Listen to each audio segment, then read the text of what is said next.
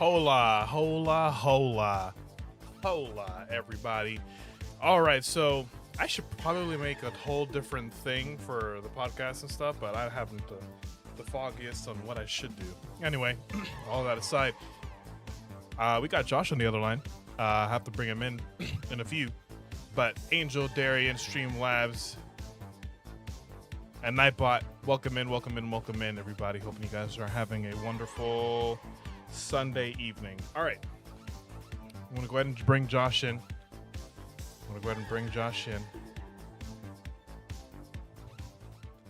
We are live, sir. We are in. Hi.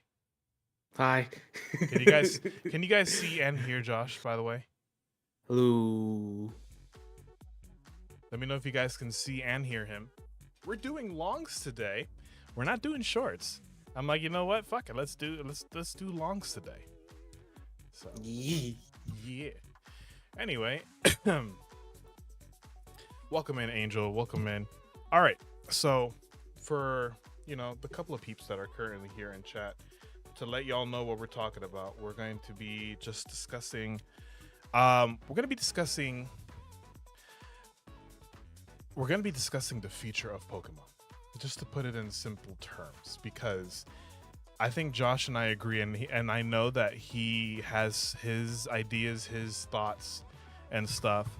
I have my thoughts and stuff, and we've been wanting to hold off on talking about it, because when he and I get together, we blab and we talk, and I'm like, you know what, this is a podcast topic, we gotta hold off. So, but I think that with the announcement of ZA and how things are, and then we got announcements like heck, even TCG Pocket, which was already announced, right? But it's successful. And then we have things like Champions, right?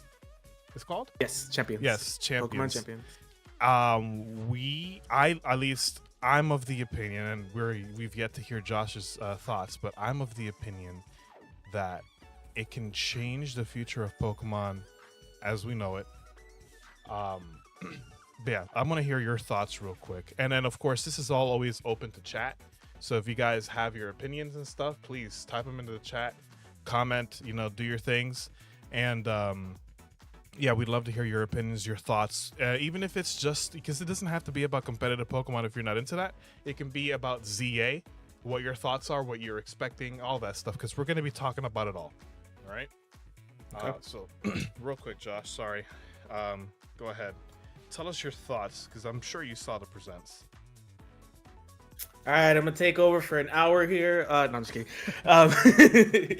So yeah, he's right. Literally the only thing we talked about is that after I saw the presents, I texted him. I was like, "Yo, Totodile," because I know he's been wanting that.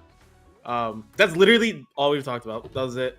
Literally. So, one thing I do want to point out, and I know we're gonna talk a lot more about Legends and Champions, right? But one thing I want to point out is one lack of an announcement. One that I'm okay with being wrong about. I'm very happy to be wrong about. Because normally when there is going to be a new main series game, they announce it at this presents Pokemon Day. No Gen 10 at all. No teaser, no nothing. Which I am happy for, because that means they're spending more time on the game for once. on a main series game, they're actually taking time. And it'll be the first, Generation 10 will be the first Pokemon games to not follow a 3-year cycle, which is good, because we just can finally see what they can do if they actually go beyond that 3-year cycle. So I thought that was a really big thing. But to talk about the new games that got announced, Champions could be really, really awesome if they do it right and they, do the rules right, make the game look good, make it run well, all that good stuff. I mean, it's not like they have to optimize an overworld really, because it seems like it's literally just gonna be battling, so it doesn't have to be freaking anything crazy. Which means the graphics in the battling might look better than ever. Who knows? But we got Tera, we got Megas. We're probably gonna have Dynamax and everything else in between. I mean, it's gonna be a pretty wild one. Could definitely change the main series games, because they might not have to focus as much on competitive, Yes. the competitive side of things. Mm-hmm. So that's a big point. I'm sure we'll get into that in a second here, but yeah, that's definitely a huge thing with Pokemon Champions. I saw that. Legends. So far I'm liking what I have seen. I think arguably the biggest talking point is the battle mechanic. And obviously like, potential mega evolutions and stuff like that. But the battle mechanic is interesting. I don't know if I'm a fan of it or not. I'm not gonna lie. I'm still kind of on the fence with it. But overall, the game looks great. I think the game looks great. I'm on board with the starters. I kind of agree that maybe 2 of them shouldn't have been from Johto. I know you're gonna disagree, but I think it's more fun. I agree with you on that. Okay, so yeah, I didn't really like that 2 of them from Johto, but I like all 3 of the starters regardless. I just heard Optimus Prime on your side. Yeah, I know. There's a truck that passed by. Yeah, Legends overall, I'm definitely looking forward to that with the way the trailer looked, and So I mean, yeah, the 2 games give me a lot of hope for the future. I'm not gonna lie. And then again, the lack of announcement too. Ace in the chat is saying, "What starters would you rather have seen?" I don't mind Tepig. Okay. I think one of the Johto starters would have had to change. I know you'll disagree with Totodile, but it could have been like, Totodile has seen a lot of love, especially in the competitive scene as of late too, but Meganium hasn't. Chikorita hasn't. I'd honestly be okay with Meganium staying. I agree. I agree. Yeah. Which one? I'm not sure. Empoleon, I think, was one of the more popular picks, and I agreed with it. I think an Empoleon would be sick. Dude, imagine if they give it a Colosian. Dude, but the thing is, like, I'm expecting megas for these starters, right? Not regional forms like Arceus, whatever, Arceus. I'm expecting mega evolutions, so I think it would have been way better to bring in someone like Empoleon. But then again, Empoleon did get a huge buff in Gen 9, so. But I just think replacing one of the Johto starters and keeping the other 2 would have been fine. But yeah, more or less that's what I would want to see. Hey, Hobo. Sorry if it seems like we're not interacting with the chat. I don't want to cut, I don't want any one of us to cut the other person off while we're talking. So more often than not, we'll probably say, hey, like actually typing it out in the chat. If you guys have questions and whatnot, like I just did with Ace and whatnot, I'll probably just like bounce it off of Josh, and Josh can, be like, hey, this is what I feel like his answer with the starters.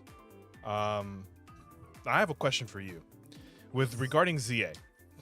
Notice how in the trailer, and I'm sure that you recall, and to Ace's point where he says Mega Flygon finally. So to Ace's point here, notice how in the trailer,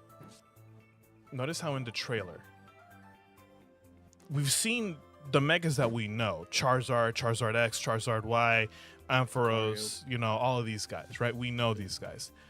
Do you think that there is still a chance, there's still a possibility of new Megas being introduced? So that was actually an interesting thing I noticed with the trailer, and I was a little disappointed with. I wish they would have just like done a quick thing, but there was no new Pokemon shown, no new Mega Evolution, no new anything regarding Pokemon in terms of like, a new species, new whatever. I think because normally in a lot of these trailers, what they'll do is they do, like a shot where it shows a new Pokemon kind of just in the background and it just goes to the next shot, right? So everyone's like, oh my god, whoa, it's a regional, tentacle, whatever. They didn't do that at all. So I'm interested because there's already like 30 to 40 mega Pokemon. So realistically, how many more they're gonna add? With champions coming out, I mean, that obviously they're all gonna be available in there, it seems like. So I would think so. I just wouldn't get my hopes up for a lot. I'd say maybe 10 to 15 more. But that's still more than what we have now. And I think it's still, even if it was impersonal, even if it was 10 more megas, right? Even if it was 10 more megas, I think the fact that we're getting more megas is great. you know. And to Ace's point, you know, there are Pokemon that I think deserve megas, like freaking Dragonite, Flygon, Hydreigon. Yeah. You know, these guys deserve megas, in my opinion. Except for Hydreigon, he's too strong already. I'm just kidding. Too strong. But no. But on a serious note, I noticed that they didn't have any new Pokemon to what you said. You know, any new Pokemon shown or anything like that. My biggest disappointment was it's the year of the Eevee. Okay, it's the year of the Eevee. It's Mega Muck. Hey, Muck already got a huge buff, okay, with the Alolan form. It's a chat thing. Hobo likes to goop, and so Oh. we've dubbed him an Alolan Muck. It's either an Alolan Muck or it's a Reggie goop. So he's a regional Reggie that goops. I love that. But yeah, so listen, it's the year of the Eevee. My biggest disappointment was that yes, there was no new Pokemon introduced or anything like that, right? Even if we had just one introduction, I would have been very, very pleased if they shown us a new evolution. When was the last time we got a new evolution? Gen 6. X and Y, right? Gen 6 with the Sylveon. Yeah. I was thinking that what Ace just said. A new concept for Eevee? Yeah. What do you mean, like a mega Eevee? Mega Eevee. I mean, we have a Gigantamax Eevee. Yeah. It's not entirely far-fetched, right? Yeah. Let's see. Yeah, I mean, if they're gonna introduce an evolution, it's Year of the Eevee. The last evolution you did was in Lumiose X and Y. Like, it just kind of all lines up to do something for Eevee in some way. New evolution, Mega Eevee, Evian. I don't know, forget something like a normal evolution. I don't know, something. So here's the question for you. You are a studious person. You like to keep track of things. Like, I know we've known each other for years. You write things down. You keep track of things. I think you and I have gotten into a discussion at one point before we even did this podcast stuff together, like many years ago, about, you know, the frequency of new Pokemon games or just the frequency of Pokemon Directs and whatnot. I was never good at that stuff. So my question to you is, we had Pokemon Day just a couple days ago. Is there a possibility for maybe a new Pokemon another Pokemon Presents like it, or do they do it on like specific days like Pokemon Day?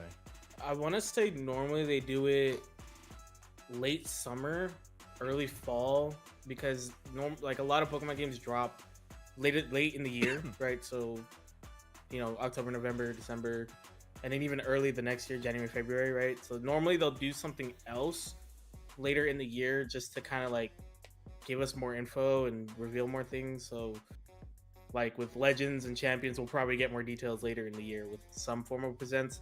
Those ones I feel like normally are shorter because they kind of just focus on the games and not so much if I'm remembering correctly, they focus more on the games and not so much the mobile games. It's more about the games themselves, like the main, not necessarily main series, but the bigger ones, you know. Goopyon. Yeah, I don't. They normally do something else when they got a big game coming out, and so they'll probably end up doing one for Legends, but it's like early fall that they kind of do it. Excuse me. So yeah.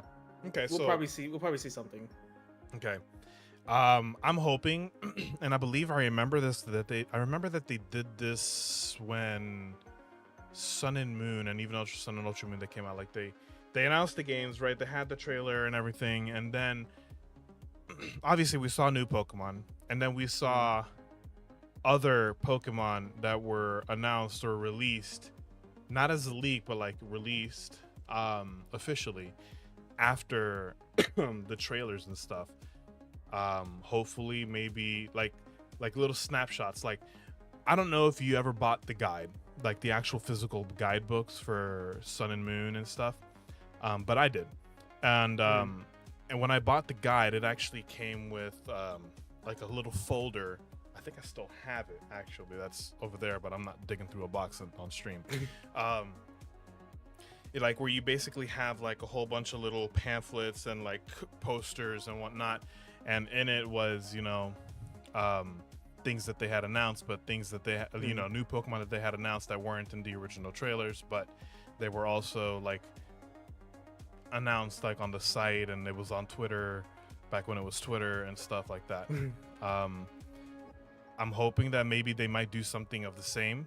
Maybe just drop. Oh, hey, here's Winguion or Flyeon or whatever the heck, Aerion, you know. Yeah. Here's Aerion, the flying type evolution, and whatnot. I don't know, something outlandish like that. I'm hoping that they do that because I don't know. That's one thing. That's one thing that I was disappointed in is the lack of new Pokemon. Peon, wow. The poison type, it's toxic. Wow. But yeah. So, do you have anything else on regarding any, the lack of new Pokemon that was shown? It's just interesting. That's it. Because I mean, my concern is that like we've already been to Kalos, so like maybe they didn't feel the need to come out with regional forms, which I wouldn't be. It'd be fine. It's just the lack of just anything. You know what I mean? There's nothing. And it's just interesting because I mean the generation after X and Y is when they started doing regional forms. So maybe they'll do something, come back, and adjust a couple Pokemon or something. But I don't know.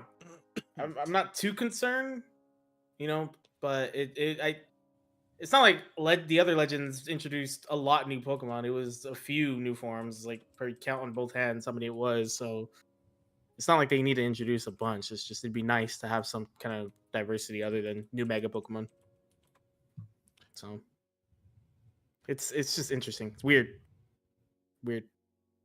Yeah. Okay. So I'm going based off of the memory here, based off of memory regarding the trailer because I've watched it a couple times, so it's kind of seared into my brain.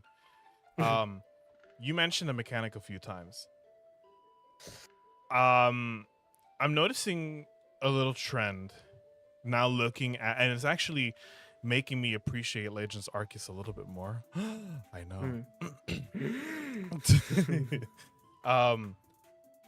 The Legends games with Arceus and now ZA is introducing a whole new little mechanic. Obviously, it's not it's a main game, but it's not a core game. Hobo's the gasp. But it's not a core game. So obviously, the core games, I'm expecting for there to be still turn-based movements and all that stuff. Asterisk there for the moment. What was I gonna say? I like how it just made me appreciate. I just wanted to point out that it made me appreciate more. I'm a fan of the. You said that you weren't sure if you were a fan yet. I like the fact that they're like moving around and whatnot. It doesn't look like you're controlling them individually though. Yeah. It looks like they move where you move. Like, so if you move the trainer to the left, that Pokemon is going to move to the left and whatnot in order for them to dodge that attack and then for you to retaliate with an attack of your own. Yeah. I think that we kind of saw a hint at what Stealth Rocks could do in Legends, I think, where it would like Stealth Rocks would damage you in Arceus, right? And I think that it does the same here in this game. I don't know. I like the mechanic. It makes it a lot more anime-like for me. Yeah, that's what I would call it, because you had battle style, was strong in style, whatever it's called in Legend, the that was bullshit, but right. So you had martial styles, whatever, but now you got anime style, is what I've been calling it, because that's kind of what it is. Yeah, I mean, kind of. You're the trainer telling them where to go. Still, at the end of the day.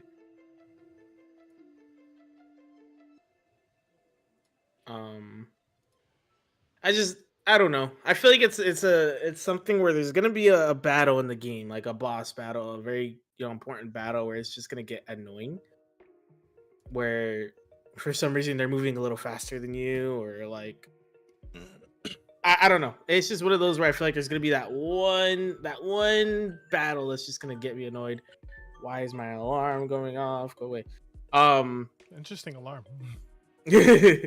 uh I, I'm not opposed to it. One thing I do like is that the Legends games are taking a chance with battle mechanics, and I'm fine with it only being for Legends games.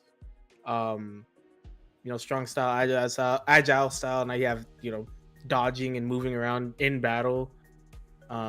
Moves having different effects, stuff like that. Like I don't mind Legends trying that stuff out. I just would rather the main series games stay the way they are, to be honest, because unless there's something in a Legends game, either this one or in the future, that's gonna have something crazy that maybe makes a lot of sense to have in the main series. Like, I just don't want those touched. But I don't mind them experimenting in the Legends game, so I'm not opposed to it. I don't know how. I don't know. It's something where I'd have to play to really like understand how I feel about it.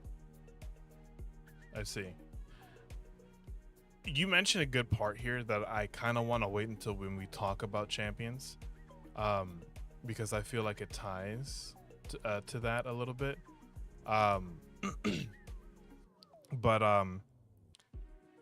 I think the mechanic is oodles better than strong style and agile style, in my opinion.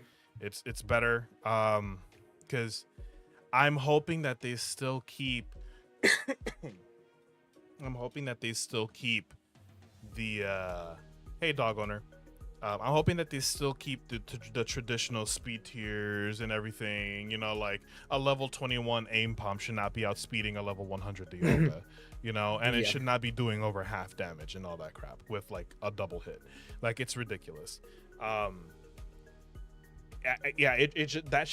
just shouldn't be happening, and it happens in Legends Arceus, and that's one of the things that throws me off a lot about Arceus currently, still to this day, and I'm hoping that they don't do that with ZA. As long as they bring it back to normal, and I'm okay with the anime style of fighting. The one thing shifting, unless you had something else to say about the mechanics. I'm curious about a couple of them because, like, even looking at Stealth Rocks, it just seems like a protect, like a spiky shield, almost. I'm just curious how moves like that are gonna work because even when the Stealth Rocks is used, it was Hippowdon, right? I think that used it on the roof. It like surrounds the Hippowdon for the most part. So like, do I have to do a full like rotation around him to be able to hit it? By the time I get there, am I gonna be able to get through that, or is it just something I'm just gonna have to deal with? Like I'm gonna take damage no matter what. So I'm curious how a lot of, because I know Legends, took liberties with some moves and changed the way they work. So I'm curious how this or Arceus changed the way some moves work. But this one, I'm curious like how they're gonna do certain moves as well. Like if they'll change it more, keep it like the other one, or like that's just my main thing is like how are some moves gonna work.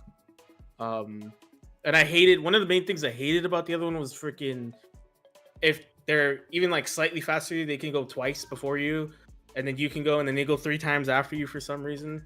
Like that Stupid. Stuff, just keep it turn based. Just one goes, next one goes, one goes, next one goes. So I'm curious. It's just, again, you know me, I'm a very gameplay centric when it comes to these games in general. So it's just one of those I need to either see more or get my hands on it, and I'll have a more like strong opinion.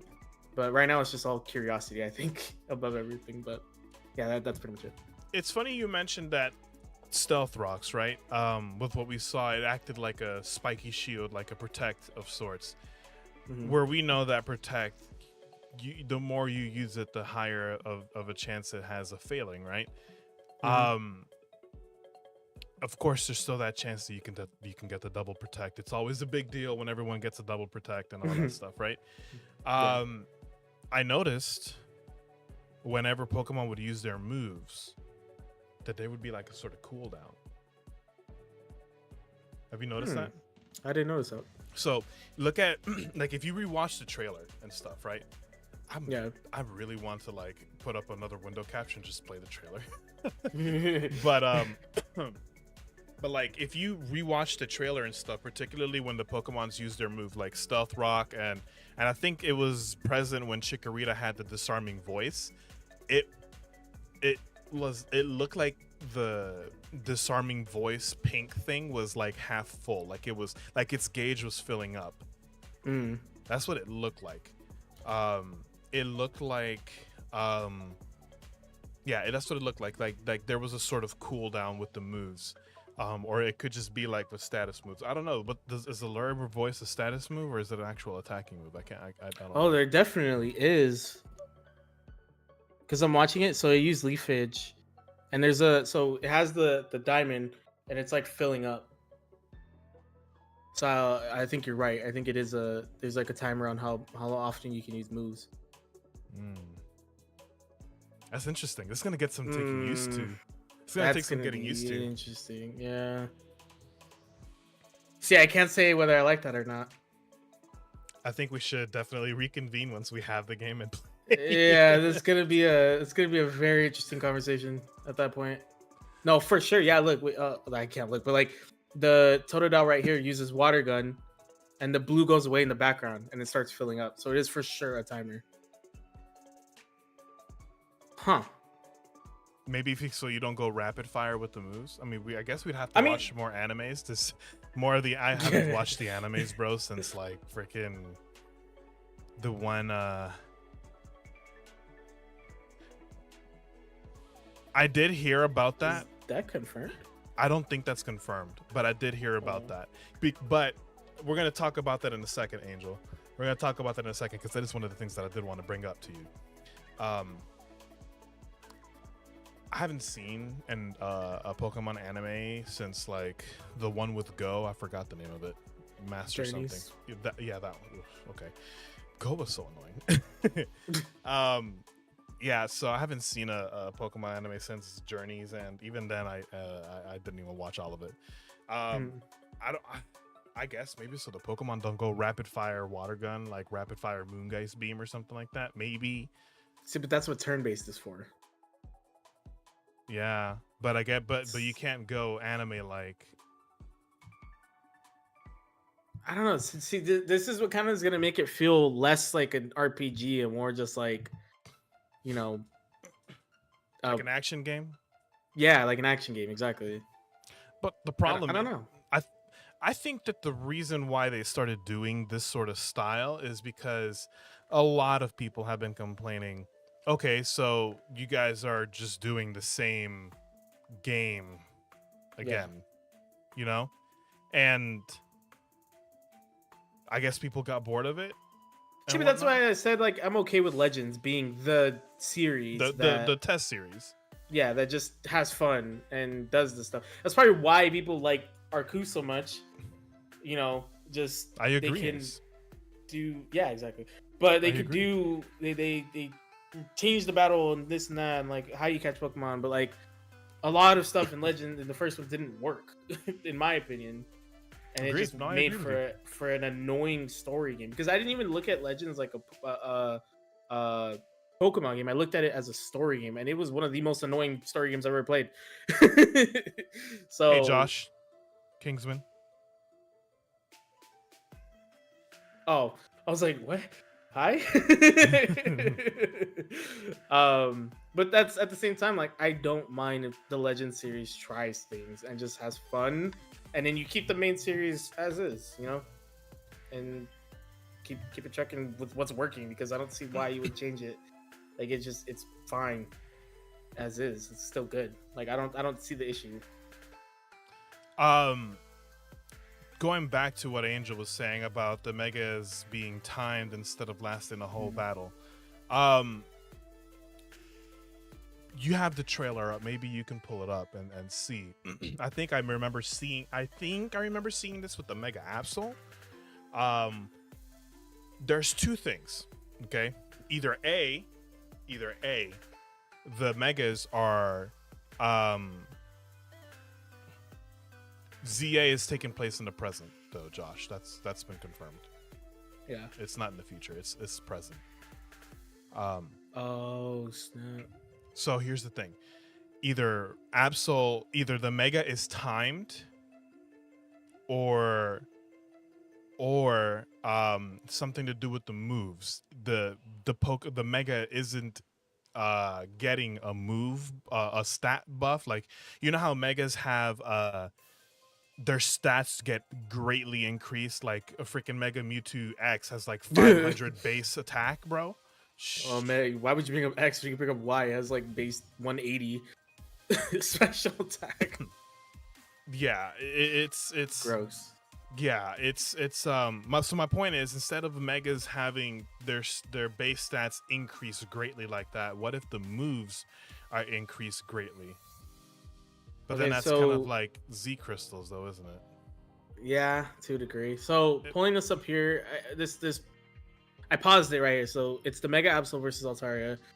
So all the moves have pluses next to them, so that automatically implies that they're getting a buff, right? What's interesting to me is, yes, there is like a sort of bar on the bottom right that is going down, but there's four separate bars, which means maybe like every KO you get, the bar you're at fills back up, and then like you can kind of keep it going for a little longer. Or maybe you have to fill it up throughout the battle, and then you can mega evolve, whenever any of those bars are full. So you have one bar full, two bars, three, or all four. You can mega evolve at any point. It's just you're gonna have less time to work with. Or go ahead. Go ahead. No, go ahead. That was basically it. The plus that you're talking about. I think that there are changing megas. What I don't know, because I don't think that they're going to be getting that base stat increase where where they would be like stupid strong. I think that the megas would retain their normal base stats, I think, but the moves themselves might be greater, hence the plus. And I believe now it's possible that it is widely, now the reason for this, and I think that now that I'm thinking about it, now that I'm thinking about it,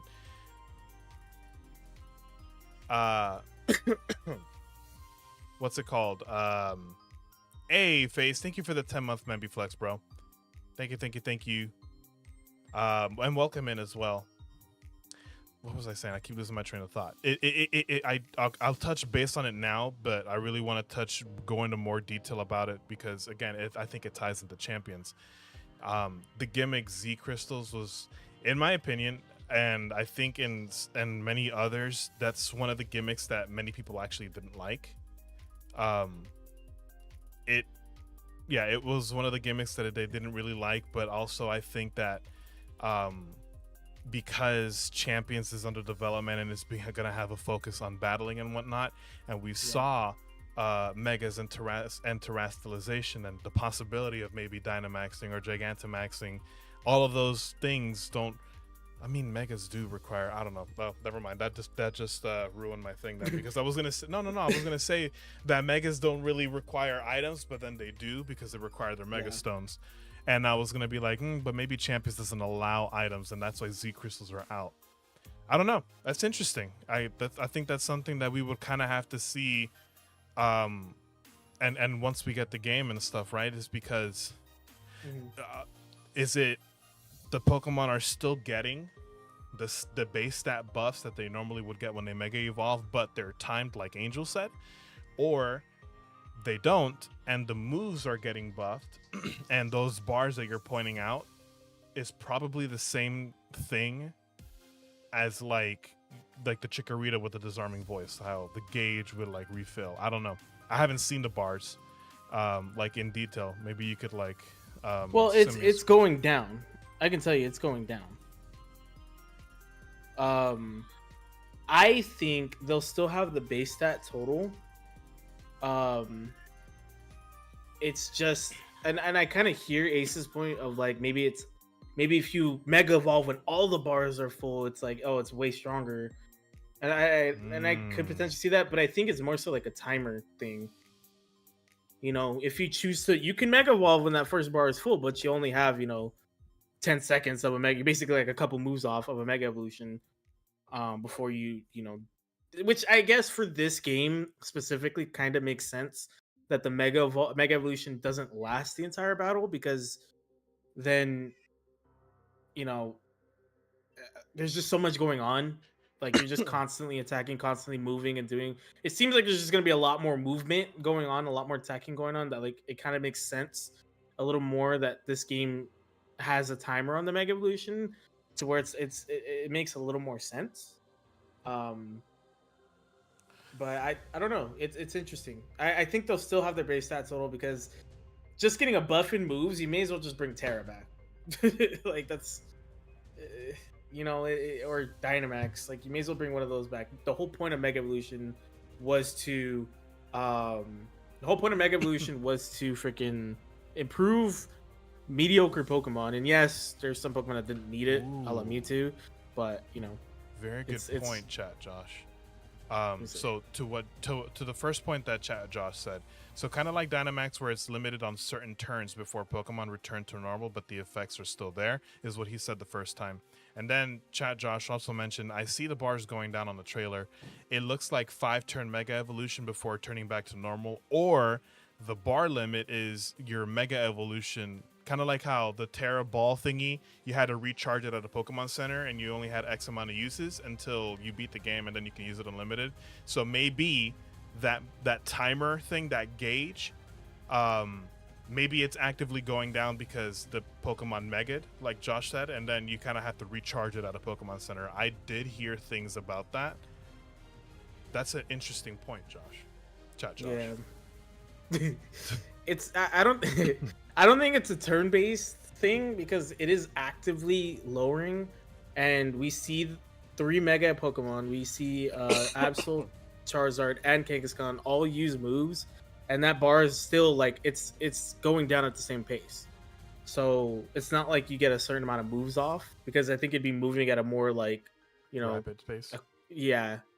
Um, so that's interesting. Maybe you get you have to recharge your Mega Ring. It's just hard because we obviously have seen Mega Evolution in this region already, and we know there's no limits to it like that. But um, maybe it's just the way they're gonna check the battling in this game, especially considering we're only gonna be in Lumios as well. So I don't know. That could be a thing. It could be like you gotta recharge your Mega Ring. Maybe they uh overuse the energy in the region, and now you gotta recharge it for some reason. I'm sure if that is a thing, I'm sure they'll come up with a reason. I mean, you also have to keep in mind too that the X and Y that we used to play, the Kalos, it was back in the past where the technology is not as advanced as present day Lumios, and you have a whole new city that's heading to development, making these advanced stuff. Like you've seen, like the elevator thing going up on the roof. That's pretty advanced stuff, you know. Yeah. That's pretty advanced stuff. So maybe with the advancements of technology that they've had from the events of X and Y to the events of ZA, they found a way to harness the energy and actually control the Mega Evolution and how it affects the Megas. I mean, to me, it seemed pretty controlled. These guys had it in their glasses. They had Mega bracelets. They had Mega necklaces. I don't know, bro. I'm just and... throwing ideas out here, man. That's what I mean. If they do decide to go the Tera Orb route, right? What would kind of be the explanation as to why all of a sudden you can't harness that energy as much anymore? Maybe the the machine or whatever, I forget what it's called, from X and Y, like messed up things in the region. But then, like, why didn't we see it later? I don't know. It's obviously hard because they didn't know 10 plus years in the future what game they're going to be making, right? And they're going to be coming back to Kalos in this way. So it's kind of tough. That's why I think it's interesting with the Tera Orb route. Like, how do you explain that? How all of a sudden you cannot, because even Hoenn, you could harness the energy the same way. Like, how could you explain it? I just think there's gonna be a timer in it, and you can mega evolve. That the theory I'm gonna stick with is that you can fill the bar gradually throughout the battle, and you can choose to mega evolve at any time. You're just risking less time. when you choose to mega. That's the theory I'm gonna stick. Do you think that that would be an interesting mechanic to bring to actual competitive scenes if they bring megas back to the competitive scene? Like, have the bar, like, bring megas back, right? Yeah. And have the this gauge, like, forget the whole anime style of battling, just the mega gimmick. Bring megas back, have them on that timer, and you know how, for example, I would Dynamax the Lugia at like 15 HP just to live that one bullet punch, for Yeah. example. It would seem like I wasted a Dynamax, but it was for a strategic purpose. Maybe something like that. Like, we could, if that was a Yeah. thing, you could see strategic things happening with that. I don't know. 'Cause What then do you think? yeah, like Chat Josh said, it'd be like when you do Dynamax battles, and after a certain amount of turns, like when it's 4 people, right? You know how the Dynamax would have to come around to you for you to be able to Dynamax. It could kind of be in that sense of like you can only mega after a certain amount of turns. Um, I don't know. I think that would work fine with this game because again, I think the battles seem more action-y, seem more constant. There's a lot going on, so that bar is probably gonna fill up quick, and then you can just mega evolve whenever. So, it's gonna be interesting to see because it's clear that there's some kind of timer, there's some kind of restriction on it that wasn't in the normal game. Yeah, So it is. Yeah. That's something that unfortunately we won't know much more until we actually play it. yeah, pretty much. Angel was saying she doesn't know how she feels about being stuck inside a city for the whole game either. But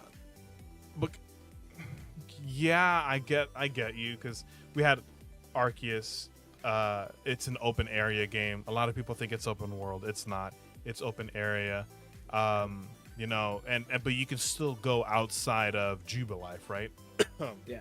You know, in here we're stuck in Lumios. We're not, unless they just didn't mention it, I don't think we're going outside of Lumios. So how do you feel? How do you feel about that? Initially, Golden. I was a little a little skeptical, but then I thought about it. Like X and Y's art style was very chibi. Everything's kind of small. Everything,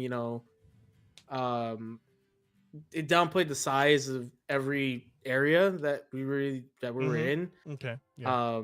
So that kind of I don't know why. I don't know why I did this face. Like looking back, and we literally just recorded something. Oh yeah. So I mean, you think the size of a city like Paris, which is what Lumios is essentially based off of, like it's a big city. You can make it work in a lot of ways.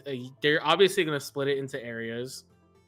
And it is, to Chat Josh's point, it is taking place after X and Y. It's confirmed with AZ, pretty much. Because him being there and just like chilling and hanging out with his Floette basically confirms it takes place after X and Y. How many years? It feels like quite a few, but so we're gonna get more or less the same sort of layout with Lumios, just more fleshed out. And the way Lumios kind of worked, and even in X and Y though, it was kind of split between north and south and then central. Now we're probably gonna have like north, northwest, east, south, central, and like it's all gonna feel like a different area.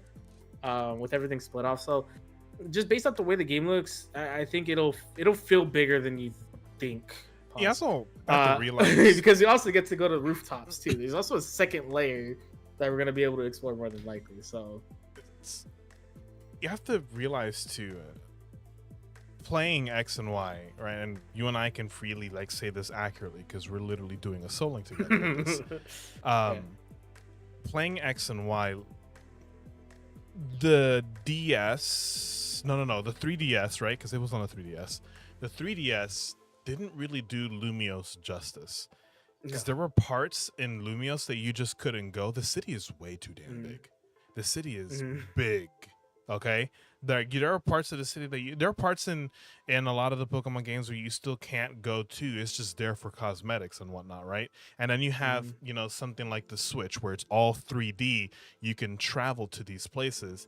I think I think Lumios is big. I think um it's big enough to house these wild areas and still have the main district of humans living in the city quite comfortably without it feeling jammed, you know? Yeah. Like in the trailer, we're like, I think, and I also think that there are abandoned sections of Lumios because remember, Lumios is also under development, redevelopment, and stuff, right?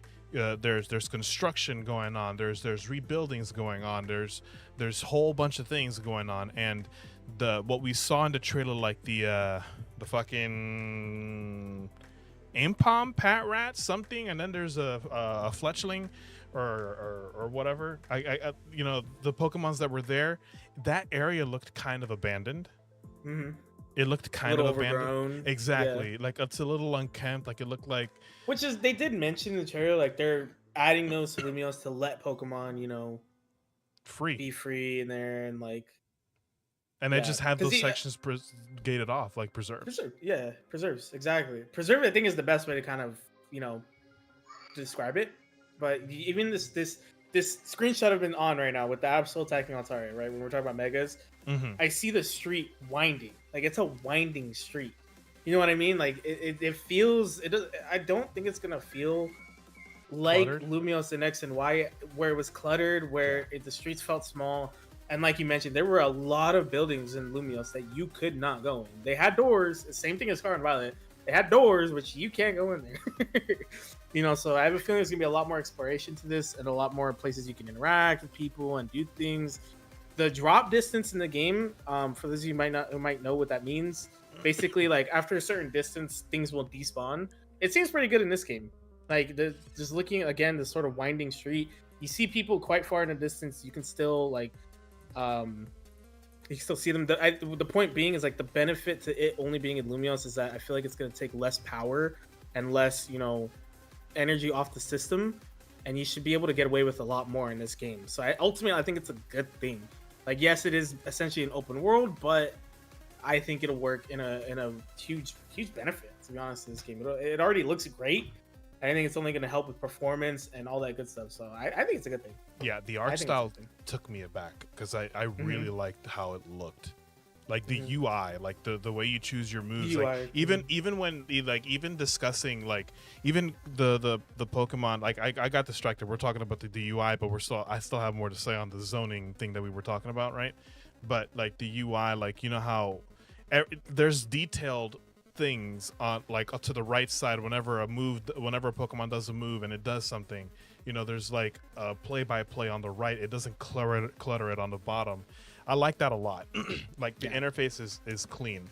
But going back to what you were saying to add on to what you were saying about open worlds and stuff, I wouldn't be surprised if Lumios of ZA ends up being open area like Arceus, just on a smaller scale centered in Lumios, because again, remember, Lumios is big. Lumios is huge, so it could be that we are getting another open area game within Lumios, you know? No, Ace, that's bad. Golden says it might feel like a Yakuza game in terms of map size. Sure, it's just a city compared to a whole region, but it'll feel huge because you can explore the city properly as opposed to just passing through. Exactly. And then Chat Josh says, yeah, in X and Y, when you try to go to the next area, the screen closed down, open up, and the next... Yeah, it takes 2 separate... Yeah, exactly. Excuse me. And to your... Just to your, what you were saying, too, that it's going to be a lot easier on the system. We have to remember, too, that this game is more likely it's not going to be optimized. It's not going to be specifically for the Nintendo Switch 2. Like it's going to be played on the Nintendo Switch 2 because we know that the second line of the Switch family is backwards compatible, but it's not being built primarily for the Switch 2. It's being built for the first Switch, and I think that it being centered in Lumios, meaning that they have less to render and all that stuff, is going to make it easier on our little 2017 tablet. G shit though, like Josh says, I hope we see Hex Maniac again. Her spirit in XY left us yeah. question. I don't know who that is. Now that I So think there about was it, a specific building you walk into, and she like floats around you, and she says, "You are not the one," and it just like floats forward and disappears. It's a like a fun little Easter egg where you just basically talk to a ghost. okay. Mm-hmm. Chat Jaw says, now I think about it, no more riding Pokemon, but the return of skaters. Oh no. Skates. I think skates work way better on the Switch than it would on the 3DS. I hated the skates in X and Y. I was not a fan. I agree. There But it'll work there better were on skates this. in the Switch. No, I'm saying it'll work better. Like, oh, with okay. I'm like, where? using the Switch. Yeah. Especially with the way the game looks and how the movement looks. Like, it'll be way better on the Switch. Plus, it's a lot more maneuverable because we got Yeah. you know, bigger thingies for our thumbs and stuff. Golden says the Hex Maniac Ghost Girl. Oh yeah, I don't know who that is, but apparently it's a ghost you talk to.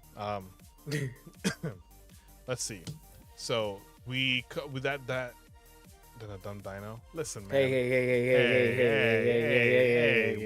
We like the dinos here, man. We like the dino around here. Okay, you understand? Okay. What was it? So do you think that I guess that we kind of answered the question basically, you know, if you think that having the wild areas, these wild zones is going to work well within the city, having them with the city, you know, it's possible. I mean, it does give things to fill, you know, instead of just having a whole bunch of empty buildings with no humans in it. Yeah. And it actually gives more purpose to Lumios being remodeled, essentially. Yeah. I'm curious to see the ways it's getting remodeled. Like, they released that picture of the map of the city, and there's definitely interesting buildings that stand out, you know, bigger buildings than we really saw in X and Y, because there's very few buildings that really stood out, obviously aside from the Lumios Tower, but there's very few buildings that stood out that didn't feel like recolorings of other buildings in the city. So you have like a couple, like, there's like 3 buildings in the picture, I think, that kind of just stood above everything else, and it's clear they kind of wanted us to look at them, you know. So it's I'm gonna be interested to see how this plays out with the whole reconstruction aspect. Like, what exactly are we doing in Lumios to make it better, and, like, you know, all this good stuff. So obviously that'll tie into the story, but it's just looking at the map in general. I mean, the city already looks completely different, and not even just like a 3DS to Switch jump. No, it looks a lot different. So it'll be fun, I think, to run around and then in this new Lumios. Chat Josh says, I love Dino here. Hope Legends DA lets us ride our Pokemon like Let's Go did. Like Snorlax, Onix, Lapras. I want to ride Tyrantrum Stomp in a city like Jurassic World. That would be fun. Like, you're a little mini Optimus Prime riding on Grimlock. That'd be dope. What was I gonna say? Damn it, I lost my train of thought. I'm sure it'll come back out at some point.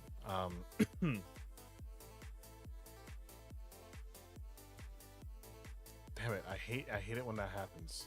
Like, it literally it slipped through my fingers, bro. It slipped through my fingers. Anyway, oh, here it is. Story-wise, you mentioned the story.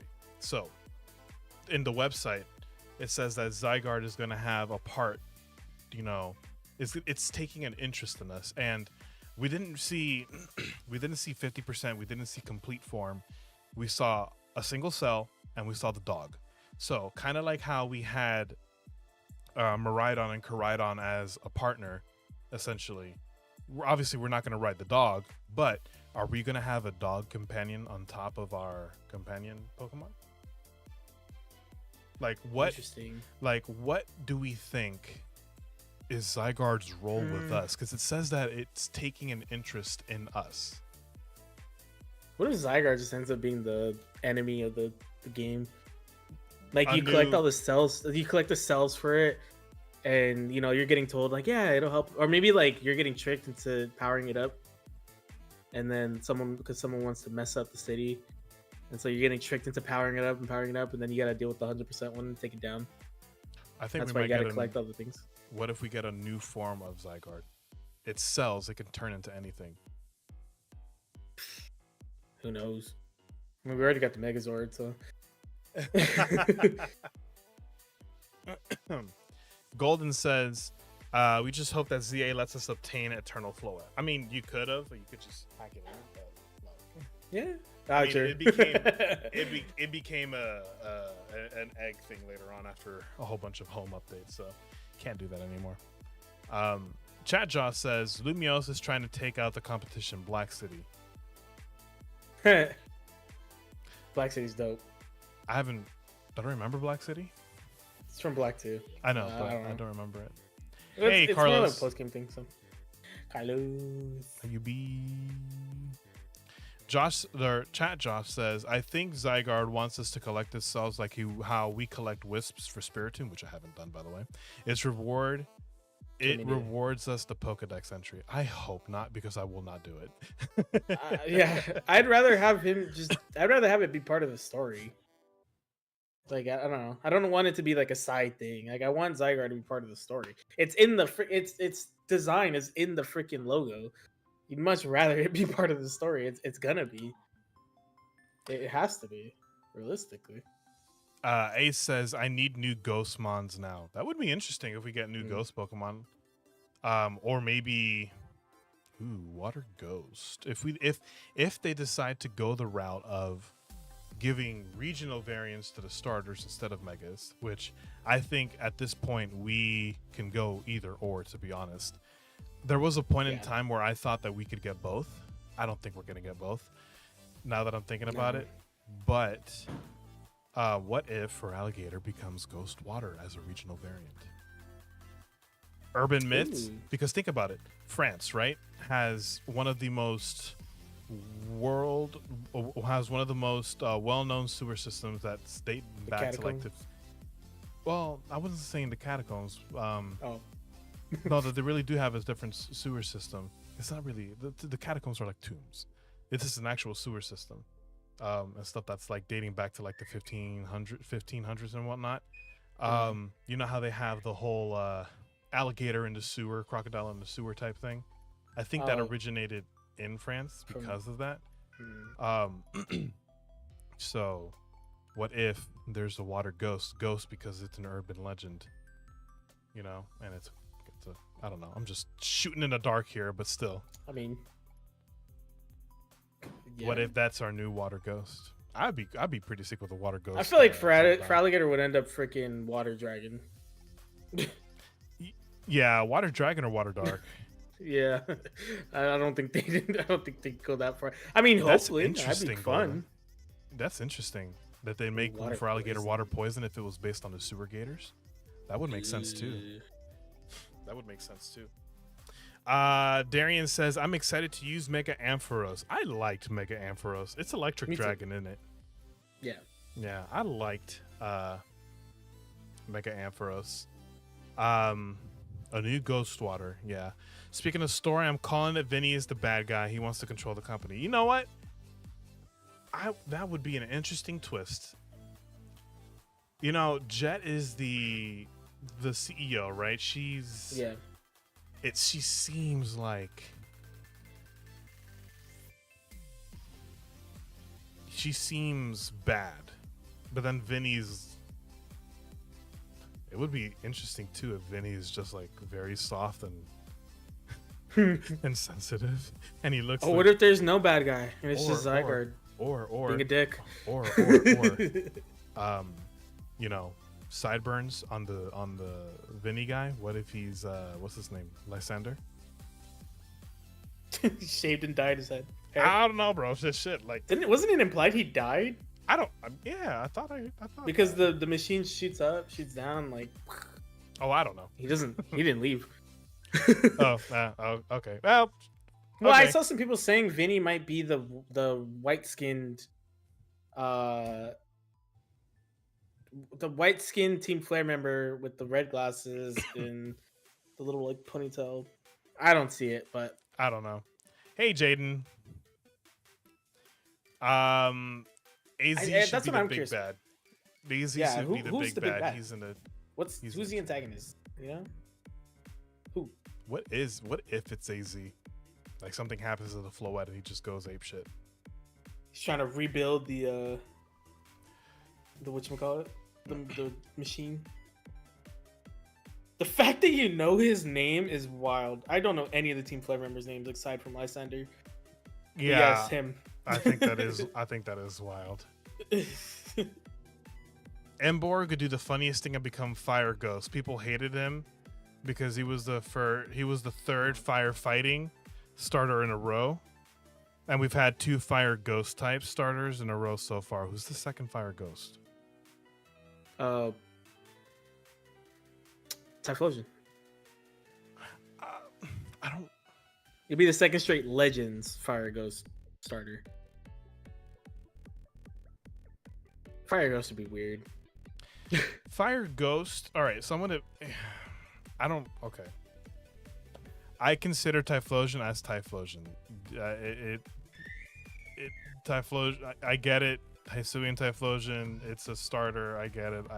I don't know. I consider it one and the same. Honestly. That's just me. I don't know.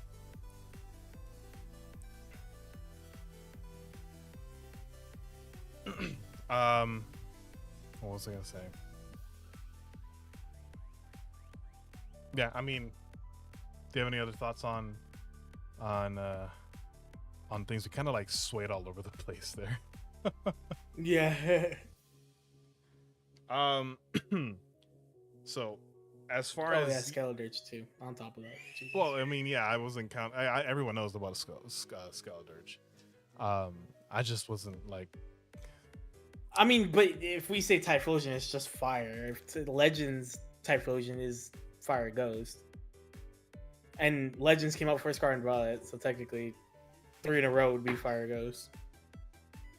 Whether you consider Typhlosion, assuming Typhlosion different or not, it's still Fire Ghost. 3 straight. Yeah, I know. I don't know. I don't see an Embor being Fire Ghost. But... I mean, maybe Ghost because bacon. It's bacon. I mean, what happens when you eat something or you kill it? Bacon.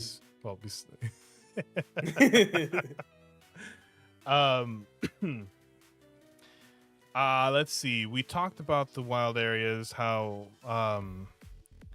and how things, how things could be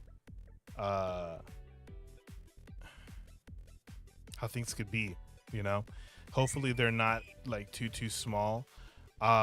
Shiny hunt, the thing is that the areas don't really look too big, so I wonder how shiny hunting is going to be in the game if the areas aren't like big.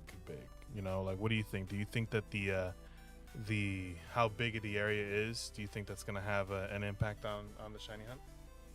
Maybe each area has an outbreak every hour or something. It's kind of hard to predict because Legends is what really introduced outbreaks in general. So, well, I mean, technically there were other forms of outbreaks, but like outbreaks as we know them now, it's just so hard to predict the shiny hunting methods now because it seems like they keep trying to do different things. Yeah, that's really like it's just outbreaks in each individual like area, preserve, whatever they're gonna be called, right? I think they're called areas, but I think there's maybe or zones. Yeah, I think they're called zones. Maybe like in the zone there's an outbreak for a Pokemon there, and it's just only spawning in that Pokemon. Like I don't know. It's a weird one because it seems like Pokemon are only gonna be spawning in those zones. At least just based off the trailer, it didn't really look like there were Pokemon spawning elsewhere aside from, trainer battles. So, what can you do? I guess maybe they'll bring back chaining Pokemon, like having to catch multiple Pokemon in a row or something, Oh God. That'd be fun. You know what they should bring? SOS What? hunting. Just the Pokemon comes running from around the corner. Yeah. that'd be You know? that'd be fun. That'd be fun. Gang culture. I'm just like every Pokemon has a click. Like, oh no, you messing around with my Fletchender. My whole set's coming. You know, a whole mass of Fletchenders are coming out. I don't know. It's a city. Don't mind me. I'm also kind of, Anyway. I mean, yeah. I don't know. It's I could see that. I could see that working. That'd be fun. They just have something pop up out of nowhere, like 2 more Pokemon just pop up, like poof, and then just try to back up their boy. I mean, yeah, the Fletchling. That could work. The Fletchling Glang. I'm not gonna say any street names in case there's anything. But anyway, like the Houndour and Houndoom into the start of the cave. Oh, there you go. Yeah. Mm-hmm. Exactly. I like that, Jaden. So, You like the new also, method? hi, Jaden. You like the new method in Pokemon, unlike in all other Pokemons, or Pokemon can dodge. See, I like that too, but I also think that we also like talked about, Josh. I don't think you were here. We talked about, hey, Angel Dust. We talked about how there appears to be a timer with the moves and whatnot, like a gauge, and how we're not sure of a couple of things. Like, it does change things if there is a cooldown to use moves. Like, ultimately, I think Josh and I were like, hey, this might be one of those things where we kind of just have to play the game to see if we're gonna like this or not. I hope that it's not as bad as Agile and Strong Style. Yeah. Pokemon games would be bad. Pokemon gangs would be bad. A certain someone slaughters Pokemon as punishment for viewers. Yeah, I don't know who that person could be.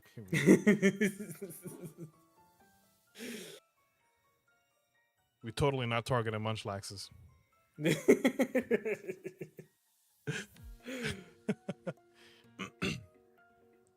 Where they unite, where they can be used and then have a cooldown. Oh no! Basically, that's what it looks like. That's gonna upset me. I don't know if I like the game anymore. That's what it looks like. The Totodile used water gun or whatever, and then it immediately went into like a cooldown looking animation. So it seems like you could still attack, you just can't use that move. So provided you don't use your other moves. It looked like you could still use your other moves. It looked available. I don't know. Yeah. Your room phone looks like it has new features to make you happy again.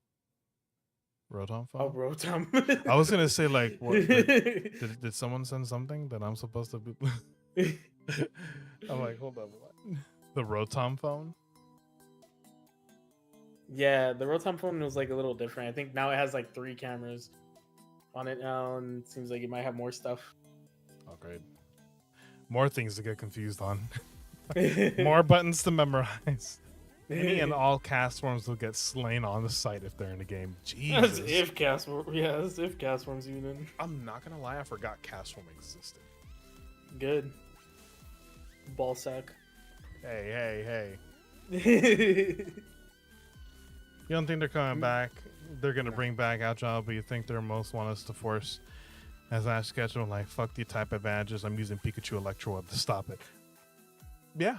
That's an interesting point. Like, what if Electroweb works like Stealth Rocks, right? And it just kind of get laid out in front. Do ground types just ignore it? Or does it still slow them down? Like, it's interesting. Goop. That is all. That's interesting. AoE moves would be interesting. Are there? I mean, Stealth Rock already was, technically. Yeah. Kind of. So it seems like they're going to be in the game. So, let's see. Jaden mentioned something about using it to glide across the tops of the buildings too. We've already seen something like this in Scarlet and Violet, just not to the magnitude of. Hi, Aaron. Just not to the magnitude of what we have seen in the trailer, right? Where you can literally, like, I even said it because I live reacted to this presents, and I'm like, oh, are we Batman now? Like, we're jumping across rooftops and stuff. Like, we didn't do that in the Scarlet and Violet, so it's interesting how this is going to, how we're going to be able to use this besides from jumping, from rooftop to rooftop, like superheroes and vigilantes. At the end of the trailer, we got promotion match. It's like we're facing tough trainers, no gym badges, no elite form, become the World Cup champion in ZA. Yeah, I thought that was interesting. Because, I mean, it's only Lumio, so it's not like we could take on 8 gyms, right? We could still take on an Elite Four. I think it'd that's be a battle interesting. tower. Yeah, maybe the Lumio's tower becomes the battle tower instead of a gym, or like a setting for a big tournament. Or maybe a connection to Galar with the battle tower. It did look a little Galar-ish. Maybe. And the Elite Four from X and Y shows up. Maybe they're still the Elite Four. Diantha could make it appear. I don't know. If we're still in the same universe, it'd be interesting to see some characters. Wasn't that what Golden is saying? Wasn't that a thing in the anime in Journeys, I think, where you battle Pokemon like you would go up in a rank? You were essentially trying to qualify for the Masters tournament. Yeah. More or less. Like that's which I think would be cool if that was like the main objective. I think that would be, if we're trying to keep I think that would put people off who are not into the competitive scene though. Because then it would give it the feel. Huh? I said I guess. I mean, it would give it the feel of it being competitive. I mean, because we haven't even talked about champions, and there's quite a few things that I want to say too that I've been trying to avoid leaking, spilling over and stuff,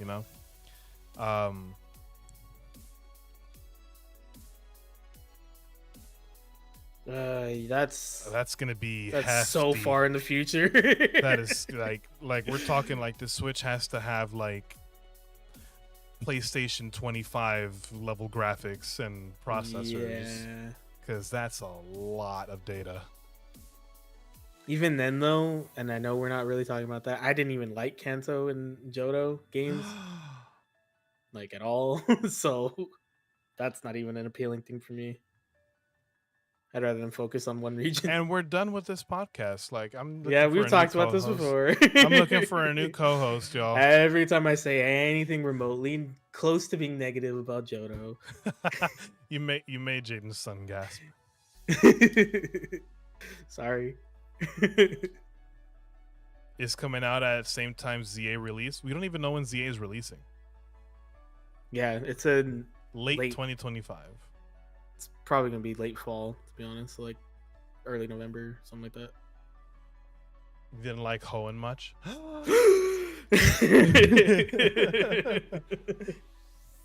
know what the funny part is? As soon as she typed that, because I've been having Pokemon music playing in the background, the Elite Four theme from Ruby and Sapphire started playing. It was perfect timing. Calling the cops. Too much water in Hoenn? That's bullshit. Yeah, the worst complaint about that game. It's really not a lot of water. It's really not. It takes up like 5% of the game, maybe. I like the fact that there's like Sootopolis is my favorite city. Sootopolis is dope. Favorite city overall, really? That's a topic for Team. Yeah, it is actually. Team Magma Propaganda. Wow. Before the end of the year, it's probably taking up the holiday slot for Pokemon. I would say so. Yeah. That's also very likely. That's why I could see November though, because then they can push it harder later in the coming months. But who knows when the Switch is coming? I don't think, did they give a release date? Nope. Late 2025, like always. I don't know about same time, similar time. I think that just based on what the guy also said, that we hope you can wait just a little bit longer and have patience to play the newest titles. That's exactly what he said. Um, Yeah. so I'm thinking that I don't think that we're going to see it in November either. I think we might see, if we do see it, it's going to be late November, but probably early December release. Yeah. Because it's Very being likely. like pushed back, I think. Yeah. I mean, are there any other things that we didn't cover with the trailer before I move on to champions? Like, are there any things that you guys may have pointed out? Something that Yeah. you guys want to, mention, things that we didn't talk about that would be an interesting talking point for the trailer before we move on to champions? Yeah. I agree, Golden. I think late November around Thanksgiving, Yeah, even Black mid-December? Friday, like kind of. Maybe I think so. Yeah. I don't know about mid-December. I don't Yeah, think like any early Pokemon games ever December. released in December. Jaden's like, the main guy has my haircut. I need to get paid. I agree. It's a relatively. It did give a lot of information, but also simultaneously not a lot of information. Like It's just it one just of gotta those, let us know the general vibe. I think. it's just one of those situations where it gives information. Unfortunately, the information that is given just opens up more questions. Yeah. Which just drives speculation and fun theories and stuff. So it's not the worst strategy. So Golden, we Yeah. talked about So real quick, I'm gonna run to the bathroom. okay, Something I'll if give a you wanna go rundown. over that. Okay, cool. Okay, bye. So we talked about so we breezed on the starters and whatnot. We talked about the lack of new Pokemon, how they didn't show us any new Pokemon. There aren't any new megas, and if they maybe perhaps might release newer Pokemon at a later date, or if they're gonna do something similar to where they might just be like, oh hey, here's a new Pokemon, and it's gonna be like released and like on Twitter, oh meet Arion, and it's going to just like have a new evolution art there. This is what it looks like, and we're not going to see it in the trailer. Like, I don't know. So we talked about that. We talked about we talked about the starters. We talked about the size of Lumios, how we feel of it being inside the city versus anywhere else. How we're not really transversing Kalos, so we're staying strictly in Lumios.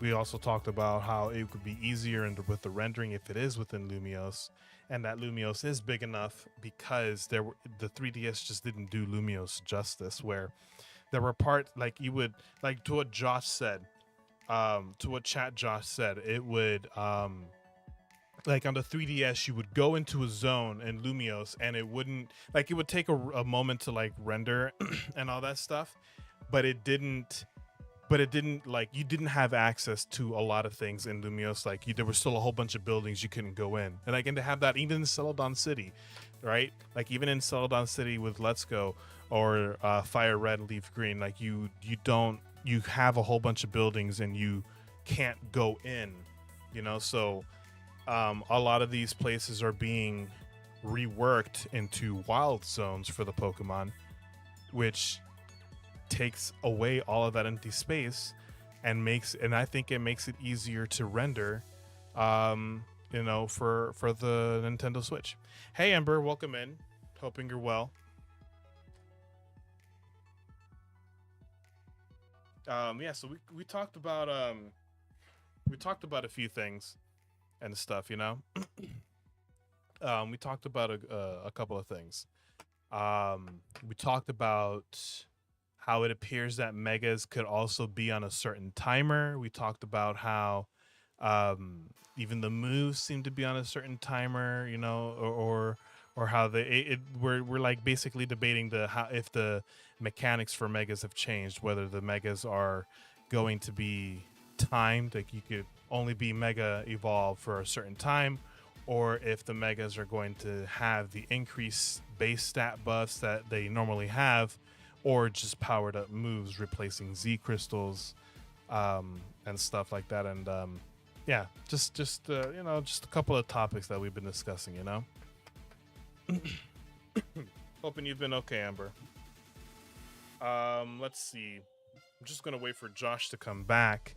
because yes, we might want to talk about Pokemon Champions, and stuff. But that's why, of course, if if you guys have anything that you guys want to go ahead and say, um, regarding ZA itself, overall, I will tell you this. Overall, I am pleased, and you guys know that I'm absolutely not a fan of Legends Arceus at all. I still think it's a shit game, but Legends, like, seeing the trailer made me understand Legends Arceus more, and it made me appreciate it a little bit more. Um, because there's a bunch of new mechanics that are just being present. Like what podcast Josh said, it appears that with each Legends game that they do, they're just testing the waters to see these new mechanics. PLA had agile style and strong style, and now ZA is going to have anime style. That's what Josh calls it. I'm going to adopt it. So anime style. How you gonna steal my bars word for word? It's not my fault I have eidetic memory. I'm just okay, I'm sorry. I'm just kidding. Bar for bar. Hey, listen, man. Barology. We graduated in Barology. Barology. That's what we majored in. Anyway, what was I saying? So, I mean, yeah, that's really what we talked about. And then, of course, like I said, if you guys have anything else that you guys want to mention, things that you guys may have seen that we may have missed in the trailer, we could look that up real quick with the trailer and be like, oh, you're not wrong. This, because it sounded like one of the cannibals from the forest, but I think that was a child. Oh, child screaming. That is such an interesting point from Golden, though, about the speed stat. Like, if we're going to be running around with the Pokemon, how does speed matter? Because, like, in Arceus, it was like you'd be able to go like twice before they get to go, or something like that. But Bobo. but like in this game, what are you gonna be able to run faster or something? Because your Pokemon's fast. I don't know. That is an interesting thing. I think that the speed stat will. I don't think the speed stat's gonna matter, but but I do think that maybe other things like how, because we still can like know that an Onyx, it's a big ass rock snake, right? It's not going to move. It's not going to move on the dime the way a Lucario is, right? Yeah. So it would still probably be slower. So since the Pokemon move with the player, if the Pokemon move with the player, I think it's going to be up to the player to be able to move themselves in time if they're battling with a hefty Pokemon. It does seem like there's some different movement speeds. So maybe like if you move to the left, the faster your Pokemon is, they'll like get ahead of you. But if they're slower, they'll be behind you, or like kind of. Like that. So that's kind of like what Let's Go Eevee had, because there were some Pokemon that would go in front of you, like the Bellsprout would go in front of True. you. Yeah. They also brought up a point too, just to talk about what we did talk about, the impact of Zygarde and their influence with us, because we saw Zygarde as a single cell, we saw Zygarde as the dog. We didn't see 50 or 100% form. So, and then the website says that that it takes an interest in us. So, kind of wondering what Zygarde's role will be with us. Like, are we gonna have kind of like how Koraidon and Miraidon were our companions as our ride Pokemon? I don't see us riding a giant ass dog, but I do. If we are given, like, if Zygarde finds us in the wild or something like that, are they going to be accompanying us, or are they only going to like appear at certain points of the story where like, the earth shakes and part of the Prism Tower like breaks down, and then all of a sudden the doggo appears. I don't know. Yeah, I believe which Zygarde's purpose is to like preserve the ecosystem. So I think it could be something where like the antagonists of the game, whoever it might be, is kind of messing with the environment and the different zones and stuff, and so we have Zygarde Bioside to correct all that. That could be a thing. So Kind of like I don't with know. Suicune cleaning things up. Yeah. Just kind of going around and helping, preserve the ecosystem of the city. Again, maybe the Golden. antagonist of the game, whatever it is, will help with that. So Chat Jaw says Cinder. the trailer showed him something interesting. In both Lucario and Onyx clips, we can only dodge with what's MC? Main character? When the MC, okay, so main character move around while there, then show much space. Well, that's what we talked about too. The Pokemon move when we move. So you because it would be too much to control the player and then the individual Pokemon. Like even Arceus, you only were able to move in and out of the attack's way and stuff. So, yeah, I think that that's what it seems like it is that the moment the main character moves, that Pokemon is going to move in that direction. How fast will they move kind of ties into what Josh said, that the faster the Pokemon is, the more in front it'll get, or the faster it'll get in front, and vice versa. Like something like an Onyx, for example, is going to take a while to move, whereas a Totodile will probably get there faster and even in front of you. Yeah.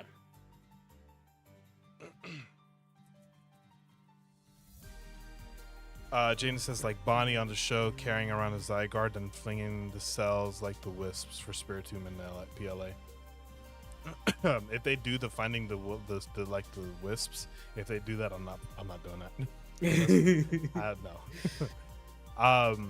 I think Josh says another interesting thing in the Pokeball throw. Oh, that's true. Very good point that you bring up. So you can catch Pokemon PLA style, it appears. Yeah. And let's see. They wonder. I do it for you. It's okay. Okay, Jaden. I wonder how some moves can affect speed work, like if the agility will let you dash to your left and right real quick. That's true. Very interesting point, Golden. Josh says that we have to switch Pokemon by pressing X in trailer where you need to KO the Pokemon to throw the ball. I think that this is the catching mechanic is interesting, and I like it too, because the game has a very anime-esque feel. Okay, even when you're hunting for Pokemon or catching Pokemon, right? So you're obviously going to throw the ball. You're going to throw the Pokemon or the Pokeball to the Pokemon. Notice how in the trailer, I think it was with the Fletchling, there were arrows going up. Maybe these arrows, the more arrows you have, will indicate the likelihood of you catching that Pokemon without having to engage it into a battle. Whereas, because there were other times where, like the Fluffy, I think on the roof, it didn't have as many arrows, and so you kind of had to engage it in battle. I see what you're saying. Yeah. So you kind of had to engage it in battle, and yeah, because the Fletchling was full health. I think it was level. Yeah, it was level 4, full health, and had 3 arrows. The Flaffy's level 15, basically about a quarter health with 2 arrows. So I see what you're saying. Yeah. So maybe it indicates the likelihood of you doing it without going into battle. I think that if you go into battle, you knocking it out doesn't make the Pokemon run away. It doesn't like if you knock out a shiny, for example, you don't have to worry about, oh my god, I killed the shiny, like it stuns it, so it gives you time to catch it. I was gonna say, or maybe there's like a little like 5-second window or 3-second whatever where it's fainted. It's not fully fainted. It's just like you said, like dazed, and you can still catch it. So that makes sense. You can try to catch it without fighting, but you can also fight it to make it easier. Exactly. Because notice how we can also, like the Fletchlings and the other Pokemon, when we enter that one wild area, they turn to us the moment they notice us, and they have question marks. And there was other points in time where I believe we also had a little, like the Skyrim eye. You ever play Skyrim? Like when you're crouching, how it indicates if you're like being seen or not. Yeah. Yeah. So we also have that. So maybe we can do things similarly.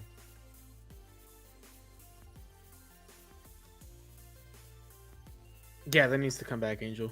The overworld indicator for Chinese with the sound. with the sound. You Oh, by the way, I've capture heard while suffering a concussion. Sorry. what? What Golden said. You capture while suffering a concussion. um, I was gonna say like I for the first time, I think it was a couple streams ago.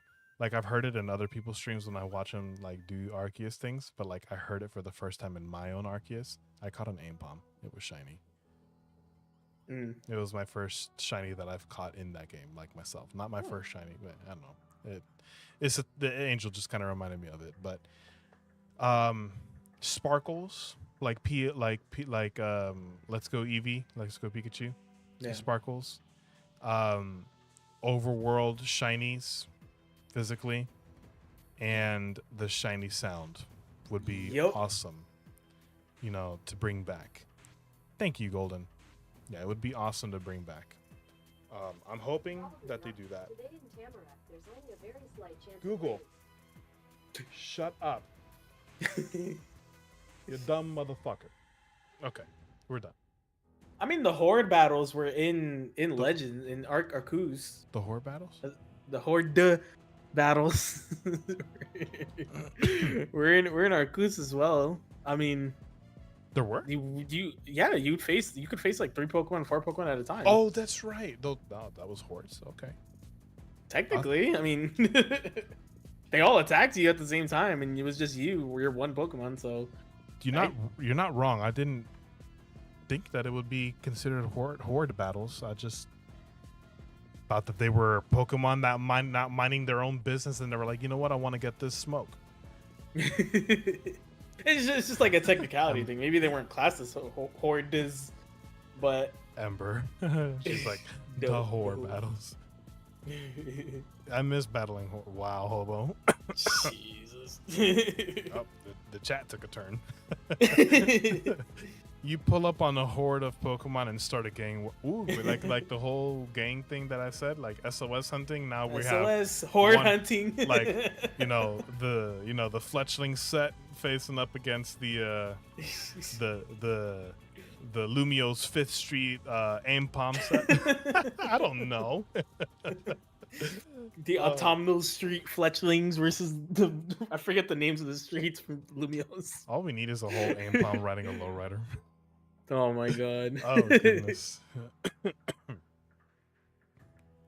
Oh my god, Jaden. Wait, what? Oh my god. Horde. You a Fletch or you a Pidge? Golden. Jesus. Oh goodness. I mean, it fits. That's why I said it. It's in a city, gang culture. I think we exhausted at least what I had in mind regarding ZA. Did you have anything that you wanted to say? That's it for me. Okay. So I wanted to talk also about champions. Because this is something that Josh and I are fairly interested in, given the fact that both of us have a competitive battling background. Champions is no more Pokemon get angry at you. Interesting. We'll see. So champions. I believe in conjunction with ZA can change the future of Pokemon as we know it. Because, and I'm going to go ahead and by starting this by saying, Champions appears to be very, very much battle oriented. It's a simulator, right? It appears to be a simulator. Showdown. Exactly. So it appears to be a simulator. I can't imagine that TPC is happy with Showdown, but like can't deny the success of it. Yeah. And stuff, the ease of it. Like you can literally just hop on Showdown, build your Pokemon, and then battle, right? So you were going to be able to have something similar, hopefully, like that on the Switch and on your mobile devices. So it's cross-platform too, with home compatibility. with home compatibility. That is big. You can And Go. use And Scarlet. you can use your own Pokemon to battle other people.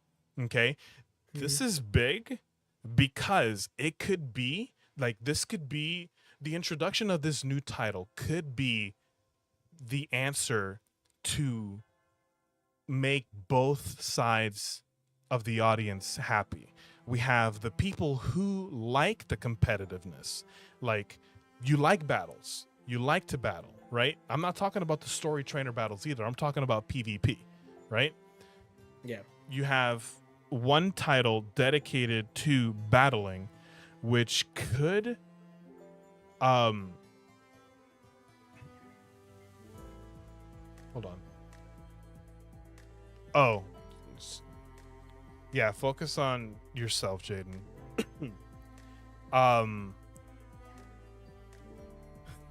Josh. Anyway, what was I saying? So we have one whole title that is focused, in my opinion, that'll be focused on the competitive nature of Pokemon, which could potentially free up the mainline games for people who like just going with a story and whatnot. Yeah. You know, so I know that a lot of people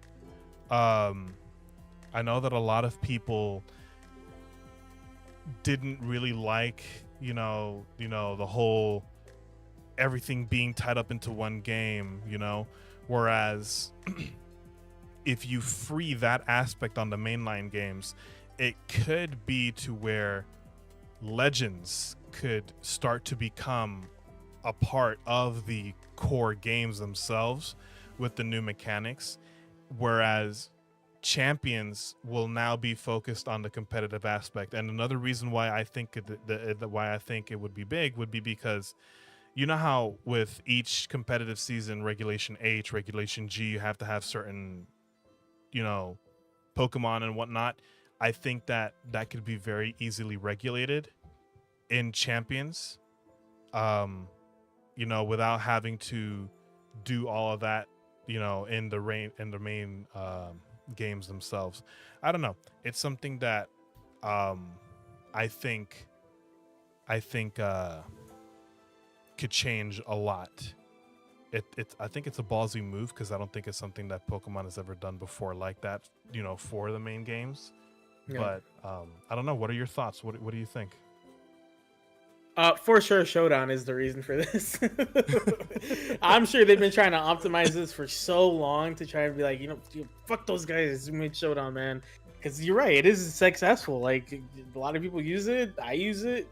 You use it. Like we use it to build our teams and stuff. Like it's just one of those things. So that's why I'm curious about exactly how it's gonna work. Like how are we gonna build these Pokemon in the game?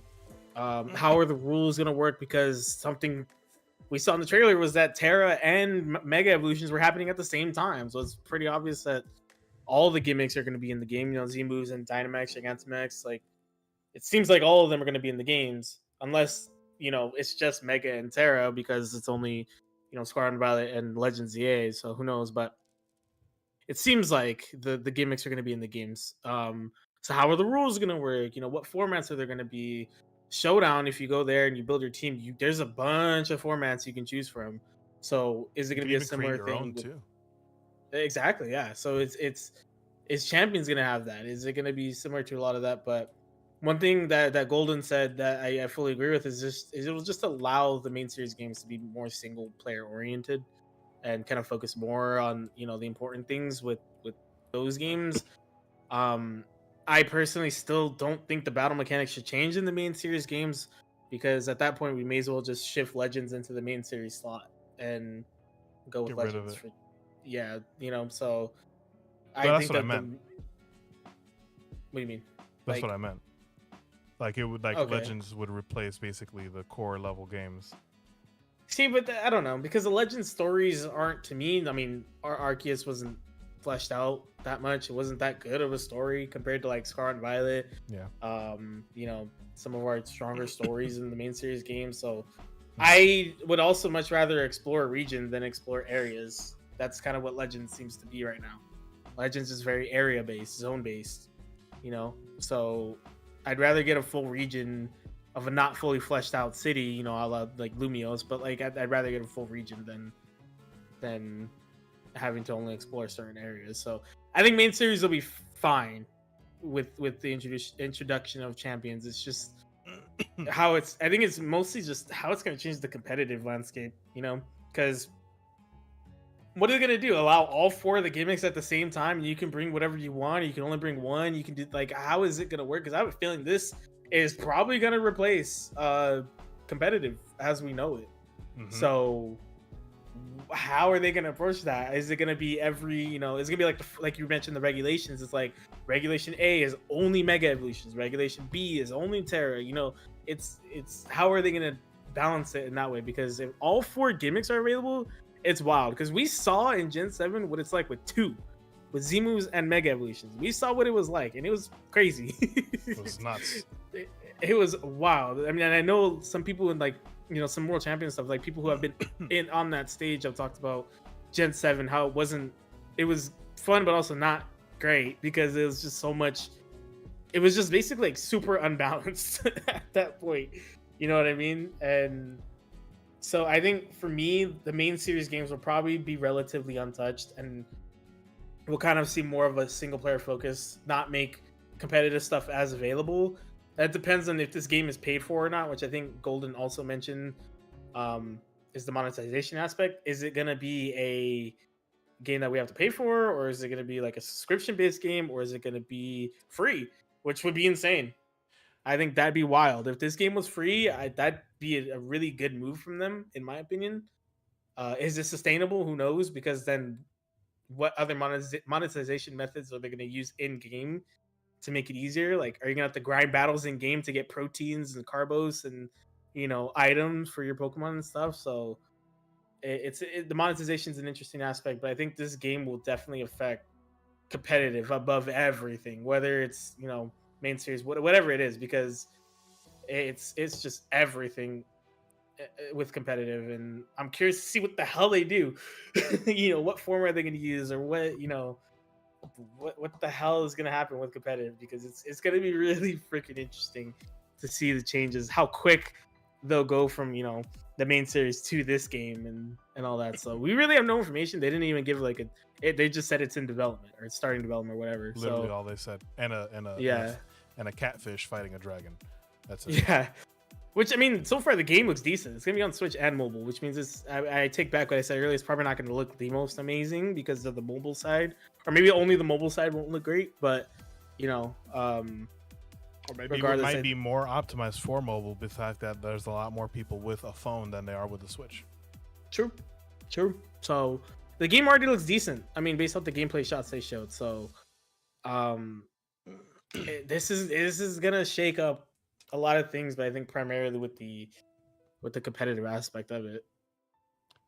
So, obviously, a couple of things that you mentioned that I want to like talk about. You mentioned monetization for one, right? If they were to monetize it, right, I think it would be in 2 areas. So, in one of 2 areas, rather, it would either be the game, like the application itself will be free, kind of like Pokemon Home. Yeah. But you know, to be able to use it, it would probably be encompassed with Nintendo Switch Online. Yeah. Or B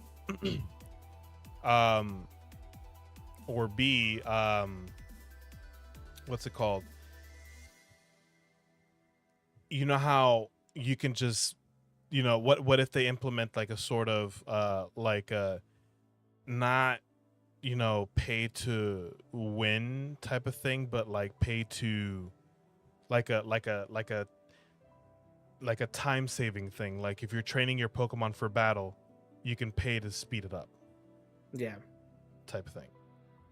So what if they did something like that? Like those are the 2 monetization points that I could see happen if they were to monetize it.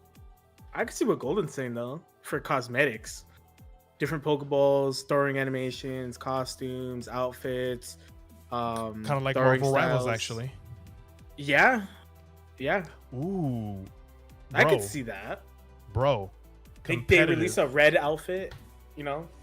Yeah, pay for convenience. Like literally, what if Champions could be a replacing competitive as we know it, but in the form of Marvel Rivals, where each Pokemon could have a different skin to take the battle. You know, You pay for it imagine. to be shiny or not. I mean, not even just a shiny. Like imagine like the evil Mewtwo with the thing on Yeah, its on the shoulder from Pokken Tournament. yeah. You know, what if like you can pay to have that skin? You know, Like Unite. Yeah, exactly. I guess, but Unite's like a Well, little but that limited. would effectively be But Unite, yeah, though. I was like thinking like, I guess Unite is kind of like Rivals already, isn't it? Yeah. Yeah, I guess I Mm. only literally touched Unite like once, and I raged, and I'm like, never again. um, let's I see. could see what you're saying initially. Like you have to pay for a subscription, or you just attach it to your Nintendo account. If your Nintendo account has, NSO. online, then you're able to play unlimited. And maybe like if not, you can only do max 5 battles every 24 hours or something. You know what I mean? Like there's a timer on how long before your battles recharge or something. Um, which would kind of suck, but it feels like something they might do. I don't like. I don't know. I don't think the game's good. I think the game's gonna be free to play. I think there's just gonna be different ways they monetize it. Mhm. Cosmetics, I think, is for sure gonna be one. Um, because the characters they showed in games just looked very basic, like basic battlers, like Sword and Shield's outfits. They kind of look like, the tights and the gym shorts and like, all that stuff. So I could definitely see a cosmetic thing, but I think you brought up a really good point with like a subscription based thing. So or connecting it to NSO in some way. So I could see that to where like you have to pay for online, but you know it could work that way. Yeah, you're not wrong, Golden. It is Mm-hmm. available both on Switch and mobile. Mm-hmm. Um, there are many companies using work experience, right? There are many companies that try to like house one. They have one whole application, and they will try to house a whole bunch of things into one thing. Like I'm gonna give you an example. The company that I used to work for, okay, had a phone system called Client. Called what the fuck did they use? They used something. I forgot what it was. Okay. They had a virtual phone, and then they had a notation system called Service 360, and then they switched to that notation system into something else to where you would now take calls Mm. and be able to do your notes. Then they incorporated complaints into it, and then they incorporated note taking, and then they incorporated ticket opening and tracking, and like basically one whole system to do so that you didn't so that if you're working in a call center you didn't have to have multiple apps open. So my point in all this is, do you think that having champions, having access to home and all that stuff, do you think that having a separate application, you know, is the way to go, or should they have added this functionality with battles, like revamp Pokemon Home entirely and added that to Home? Have one whole app. If you're paying for the application, maybe because you're doing battles at this point, maybe up the subscription price instead of adding another thing to do a subscription for. Do you see what I'm saying? Maybe revamp Yeah, or something. What do you think? that'd be interesting. That definitely would be interesting. Keep it all within. I mean, the Pokemon Home has GTS as well, the trading system. Exactly. So it wouldn't have been the worst idea. I think I it see would have what you're been prone saying. a lot. I think it would have been prone to a lot of crashes Yeah, and stuff too. because then it'd be more akin to. I'd rather have it separate because I'd rather have my battles go smoother. Yeah. So I see what you're saying, and in theory, yeah, it's a good idea. But I think I'd rather have it separate, just for the sake of making sure things go smooth. Because if I'm in the middle of a battle and my shit crashes, I'm gonna lose my mind. So, yeah, I think for the sake of performance, a pure performance standpoint, I would keep them separate. Okay. If they can make it work, that'd be cool. But we sell Scarlet on it, so exactly, Golden. Convenience versus functionality. Agreed. And I'd rather go functionality. Agreed. I agree with you. Like I said, there's a like I said, I bring up the companies things because that's what a lot of companies do nowadays. They like to jam pack one whole system with a shit ton of features, and that's why I wondered what your thoughts were, if this is something that maybe they should have done and just jam pack it all into home. But then again, you're right. Excuse me. You're right, because home right now by itself takes forever to load. Yeah. And like you're constantly worried, okay, did I save? Is it saving, or is it gonna Yeah. Yeah. like there's like you don't no, it's something. So yeah. Let's see. The other point that you mentioned about the mainline games, just that you think that they would remain overall untouched and stuff. Golden mentioned that it would give the feel of it would bring a focus to the single player feel to the game, right? It would give a focus to the single player feel if they removed the competitive battling away from it. And to that point, you also mentioned, like, how would they regulate things? How would they do things? I think that just how the answer to that is just how you can do that in Pokemon Showdown, where you can regulate the rules and regulations. You could do the same thing, with the competitive seasons, like Regulation A, Dynamax and Tera. You can choose, either one of those, but once you choose that gimmick, that's the gimmick you're stuck with. Yeah. Something like that.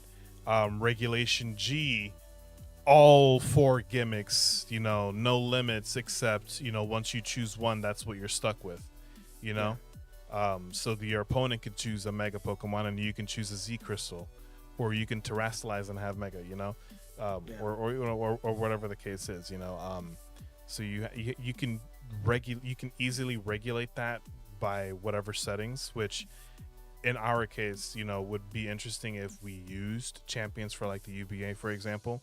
We could regulate those things within the app itself. It would kind of like give the ability also, like how in Scarlet and Violet and maybe in Sword and Shield, where you could create your own tournament within the game and its own rules. Remember, how in Sword and Shield you can do that, and in Scarlet and Violet? I don't know why we didn't do that as for the UBA. No worries, Ember. I understand. Dude, like, how fun that would be? Like, we do a tournament like once every couple weeks, and we all just battle, and then you get points based off of where you plays, and then we have a big old tournament. God, you just unleashed so many ideas for me. We're talking about the champions, not the UBA. I know. I'm sorry. That's your fault. You had to freaking make the connection. My point is that you can easily do a lot of tweaks, a lot of changes if you have one whole game with, and that's specific for Pokemon battling. You can balance it, however you want, and you can have presets like Regulation G's presets. It's already this, so when you start going into an actual official tournament, that presets is already going to be built in, and now you free the mainline games off of that, because now that adds much more room, into the coding for you to be able to add more stuff into it, or just leave it be, so the game, can run a little bit better and stuff. I don't know how all that stuff works, but less things that the memory has, less possibilities for leakage. I don't know. But, the less that a game would have, the better it would be able to run, in my opinion. On top of that, I mentioned earlier that what if the Legends games took out a battle stream? Ugh, I don't know. Um, what was I saying? Shit, what was I saying? Oh my god, he just threw me off. Jaden just threw me off with this. Yeah, Jaden just. Jaden. God dang it, Jaden. Battle stream. Oh yeah. So Legends ZA, Yeah. Legends ZA, not Legends ZA, but Legends games becoming mainline games. What if, with the fact that, damn, what was I saying? I think I was gonna go along the lines of, you mentioned that the stories in the Legends games aren't as good, essentially, and stuff. That could just very well be bad writing. The Legends games could take on the aspects of the main core games, or basically just having the main core games, but taking on the Legends names at that point, so basically imagine a Legends games literally like Scarlet and Violet, open world instead of open area. It's just a Legends game, whereas the competitive aspect of that Legends game or that main core game is now in Champions. Yeah. That's what I meant. Because Arceus didn't have competitive battling, or like battling in general, I think. Right. So there's that. But so something I was thinking is, because Scarlet and Violet and even Sword and Shield to an extent made competitive battling more accessible than ever. Like, it made it easier to EV train and do all that good stuff. So I'm curious, like, if I were to let's say my Gliscor I just used in my last match, right? Let's say I transfer it to Pokemon Champions. I would assume it has its EVs, its IVs, and all that good stuff. You know what I mean? Like, so to try and that's why I think the main series games are going to remain relatively untouched, because if I don't want to train it in Champions, I'm just going to train it in the main series game and then transfer it over if I find it easier, if I got more money and stuff. You know what I mean? Like, to me, that just makes sense. No, I see what you're saying. Like we said before, this is just one of those things where, hello, little one.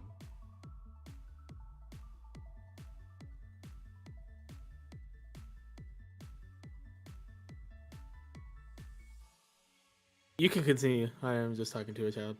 It's okay. It's the slow turning to me that made me laugh. So while you're doing that, I'm going to go ahead and catch up on the chat here then.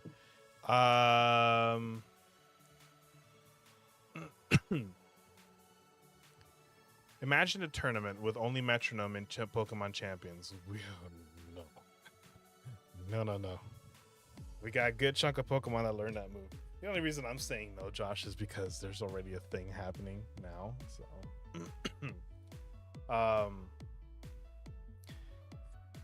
Golden says, and I'm saying the thing happening now because that's someone's thing in the league that we're currently doing. It's have our own thoughts. It's a fun topic. Yeah. Yeah. Anyway, what if having some Pokemon games connected to your account will give you some free cosmetics? Like having BDSP will give you a Don Lucas outfit. They should do more of that, period, as it is. Because the clothing outfit in the games are bare. Let's see what else. Jaden says, think about it though. PLA was set in the past before Sinnoh was made, and all the NPCs were scared of Pokemon. So not a lot of anything, space, battling buildings, Champions is battle forward. Like, it's dedicated for battling, and ZA is future progression and stuff. So basically Champions and ZA are going to be the future of Pokemon, so lots of hidden stuffs. Interesting.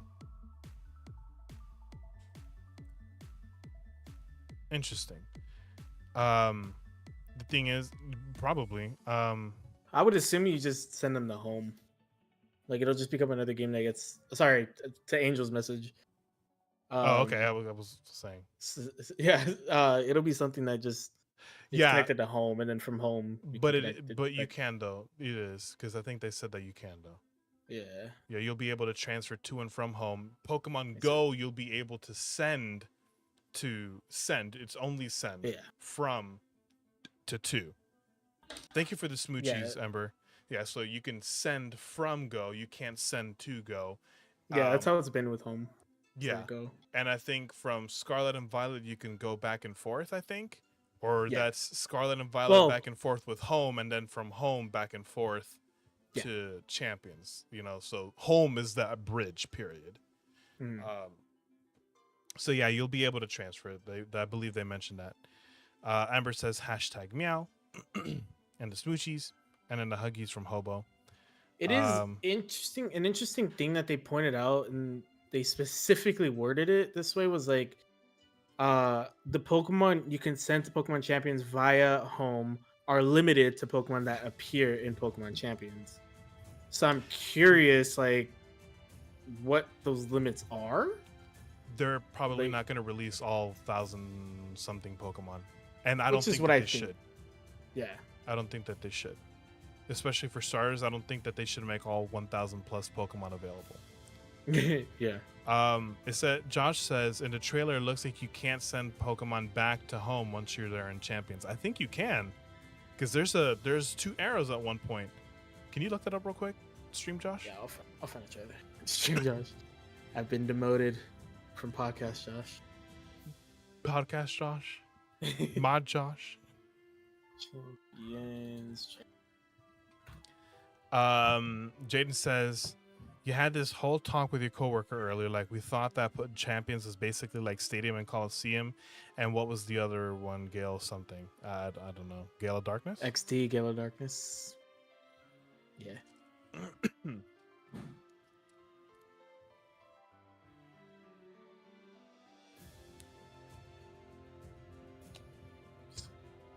I think it was when they were breaking it down, the actual presents. Don't encourage him, Hobo. Can't wait for your Dynamax Tera. You can't Justice wait for me. Sorry. Can't wait for Dynamax Tera Pokemon to use a Z move on your opponent's poor Charizard. Battle Revolutions? I never did. There's a Battle Revolutions. I didn't know that existed.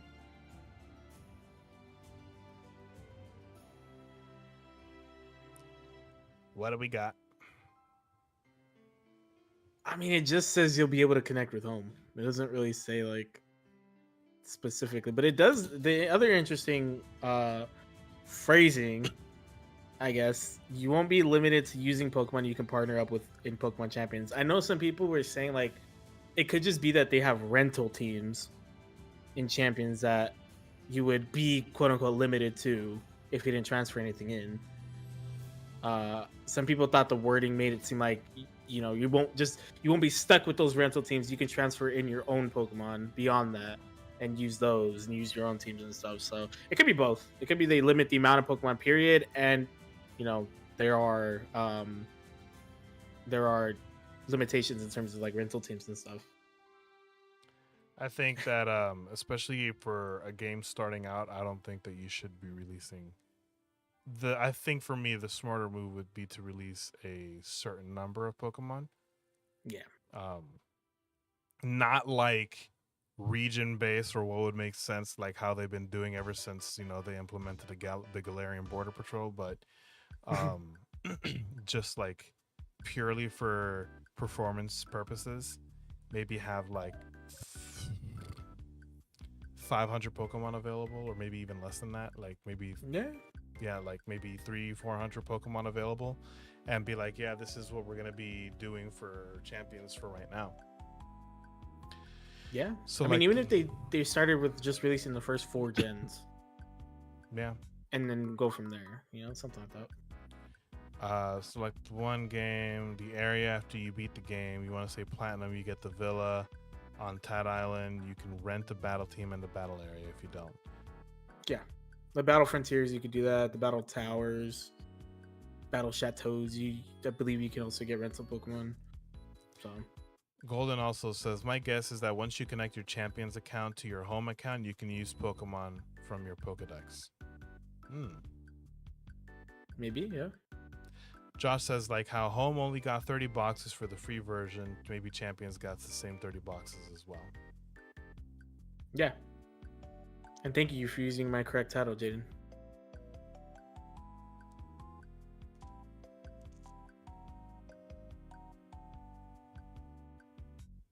It doesn't help that the music that is currently playing is so fitting to the look that I'm giving you right now.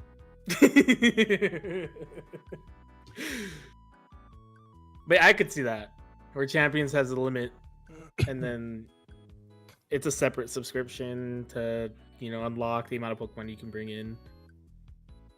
So, I mean, we probably won't. I don't know if we'll get any details in this game this year. We'll see, because all it said was in development, which means it's coming out next year. So we'll see. I'm curious to see how many details we get. I'd love to see single player mode. I think someone brought that up in chat at some point. We get to battle like set teams from previous champions and things like that. I think it was Josh, Chat Josh, who said that. Where we get to battle like set teams, or like you go on a single player path and gain rewards to buy cosmetics and stuff. Like, I think that'd be cool. A fun way to like earn things free to play. Ultimately, I agree with Josh. Not Josh, Golden, that we need more info. We just need more info. We're curious at this point. We just need more info.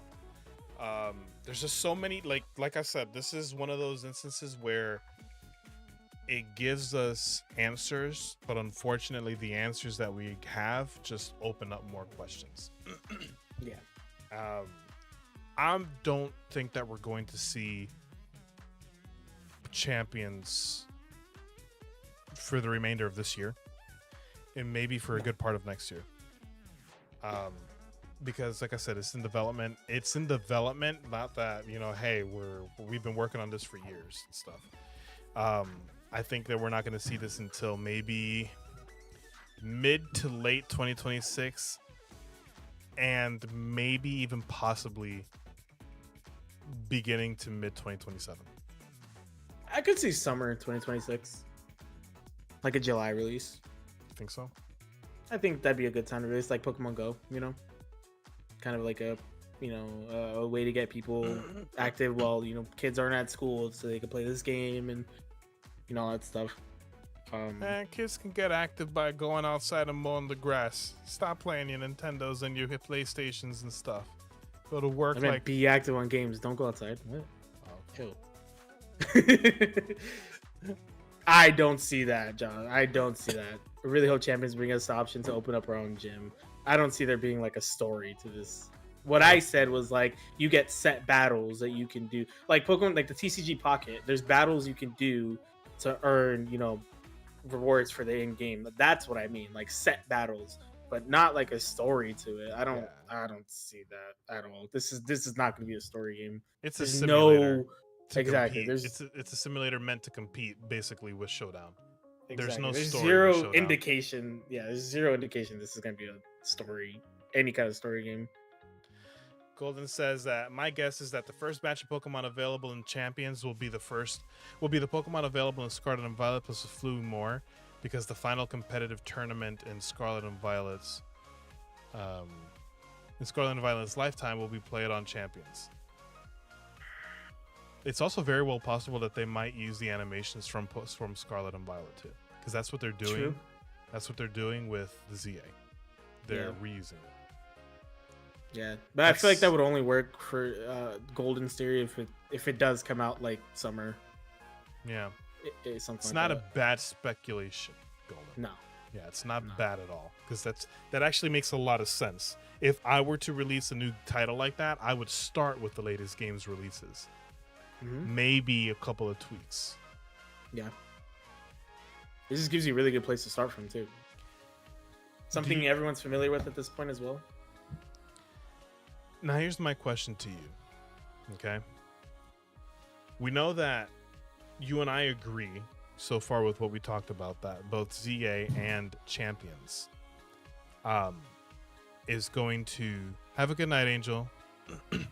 is going to change the future of Pokemon. Is it a good decision that they're doing this? Is it ballsy? Yes. Is it good? What do you think? Yeah. Finally. Yeah, I've been saying this since for a while now. Like they've needed a.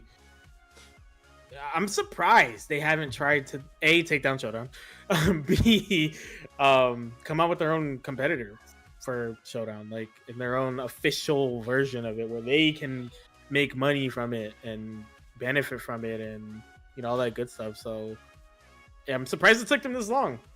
If I'm being frank, like I fully would have expected them to do it. I just didn't expect it to take this long. So I think it's good, a competitive centric game where you don't have to worry about grinding. Maybe you don't have to worry about grinding in the main game. You can just play, champions and just do battles all day, like Showdown. You know what I mean? So, yeah, I think it's good. I think overall these are going to be good games for the just overall scene of things. And Legends, like I said, is kind of establishing itself as giving a fresh look at things without disrupting the main series. And then Champions is just going to be a good thing for competitive in general, to be honest. I agree. I think it's a good move on their part. I like how I do like the story aspects of the main core game. So if there is a greater focus on that, I'm for it. Yeah. I sent you a message on Discord. Well, I feel like our discussion's wrapping up.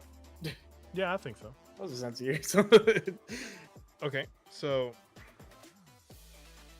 what was I gonna say? I pretty much exhausted my thoughts on Champions. It's really the main topic was how I think it'll change the future of Pokemon. Just the direct how the Pokemon presents, what we saw Pokemon Day, how it's changing the future of Pokemon as we know it moving forward, the possibilities and stuff. We've heard your thoughts, you guys have heard my thoughts, and we've heard a lot of interesting and very good thoughts from the chat. So we are going to wrap things up now, but here's the task that I'm going to leave you guys, okay? Because this could very easily move into that's a very good topic, Josh. Chat Josh. So this could very easily move into a part 2 conversation if there are new topics. So once the stream ends and stuff, you guys have access to the comment section. All right, give it a little moment for the stream to render and stuff, right? You guys will have access to the comment section. Go ahead, put your thoughts into what else you guys think could happen. Anything that you feel like we may have missed with the trailer for ZA or with the announcement of Champions. Any ideas, any thoughts, any talking points that you think would be a good little thing. Let us know in the comments. We do read the comments and stuff, and we do formulate things based on things. So just let us know things, and we might even revisit this topic and go into even more depth. I think that this was a great conversation to discuss things. So yeah, do you have any final words or anything like that? Yeah, like Umberto said, we'll end up bringing this back. I'm sure we'll get more details in the coming months. Maybe this is something we can revisit early fall, kind of around August, September time, because I'm assuming they'll probably just kind of drip feed us some things as we go along. I doubt it's gonna be radio silence until Legends comes out. So I think I doubt it'll be a year before. I was gonna say I doubt it'll be a year this time around, because now they have to generate hype for the game. So we'll be drip fed some information, but I think by the time we get some more good stuff, we'll get we'll get another podcast going. And in the meantime, yeah, like you said, give us some more ideas. We already have ideas, ready to go. If you guys want to hear us talk about anything else, by all means, drop it. We'll probably do it. As a reminder, with the new direction that the podcast is moving, there may be topics where it may just be a recorded conversation, like a video instead of an actual stream. So keep in mind that you guys should be subbing to Josh, and stuff. So his channel will definitely be linked. Since we're doing longs, you guys are able to subscribe to his channel now. The recorded segments of the podcast will be on his channel. Okay, the streams are going to still be here on my channel. Okay. So there may be topics where even if you guys comment on this stream, if we feel like the topic is better off as a recorded conversation where it's just a video, like a quick little video and whatnot, then that's going to be on his channel. Make sure you guys subscribe so that you guys are up to date with that. And if it's a much larger conversation where we want to involve, actual real-time chat and everything, like a live interaction with you guys, then it'll be here on this channel as well. So definitely keep that in mind. With that said, thank you guys so much for coming out, hanging out with us, talking to us. This has been one of my favorite topics. I've had a lot to say on it, considering that I wasn't a fan of the Legends games to begin with, but I feel like that is going to begin to change with the things that we've seen so far, and I'm excited about Champions. And I know that Josh shares that same excitement since we both have that competitive background. So again, thank you guys for coming out. Thank you for sharing your thoughts. Don't forget to comment everything in the comment sections below, and we'll see you guys next time on the next episode, whether it's recorded or live. Yes, sir. Bye.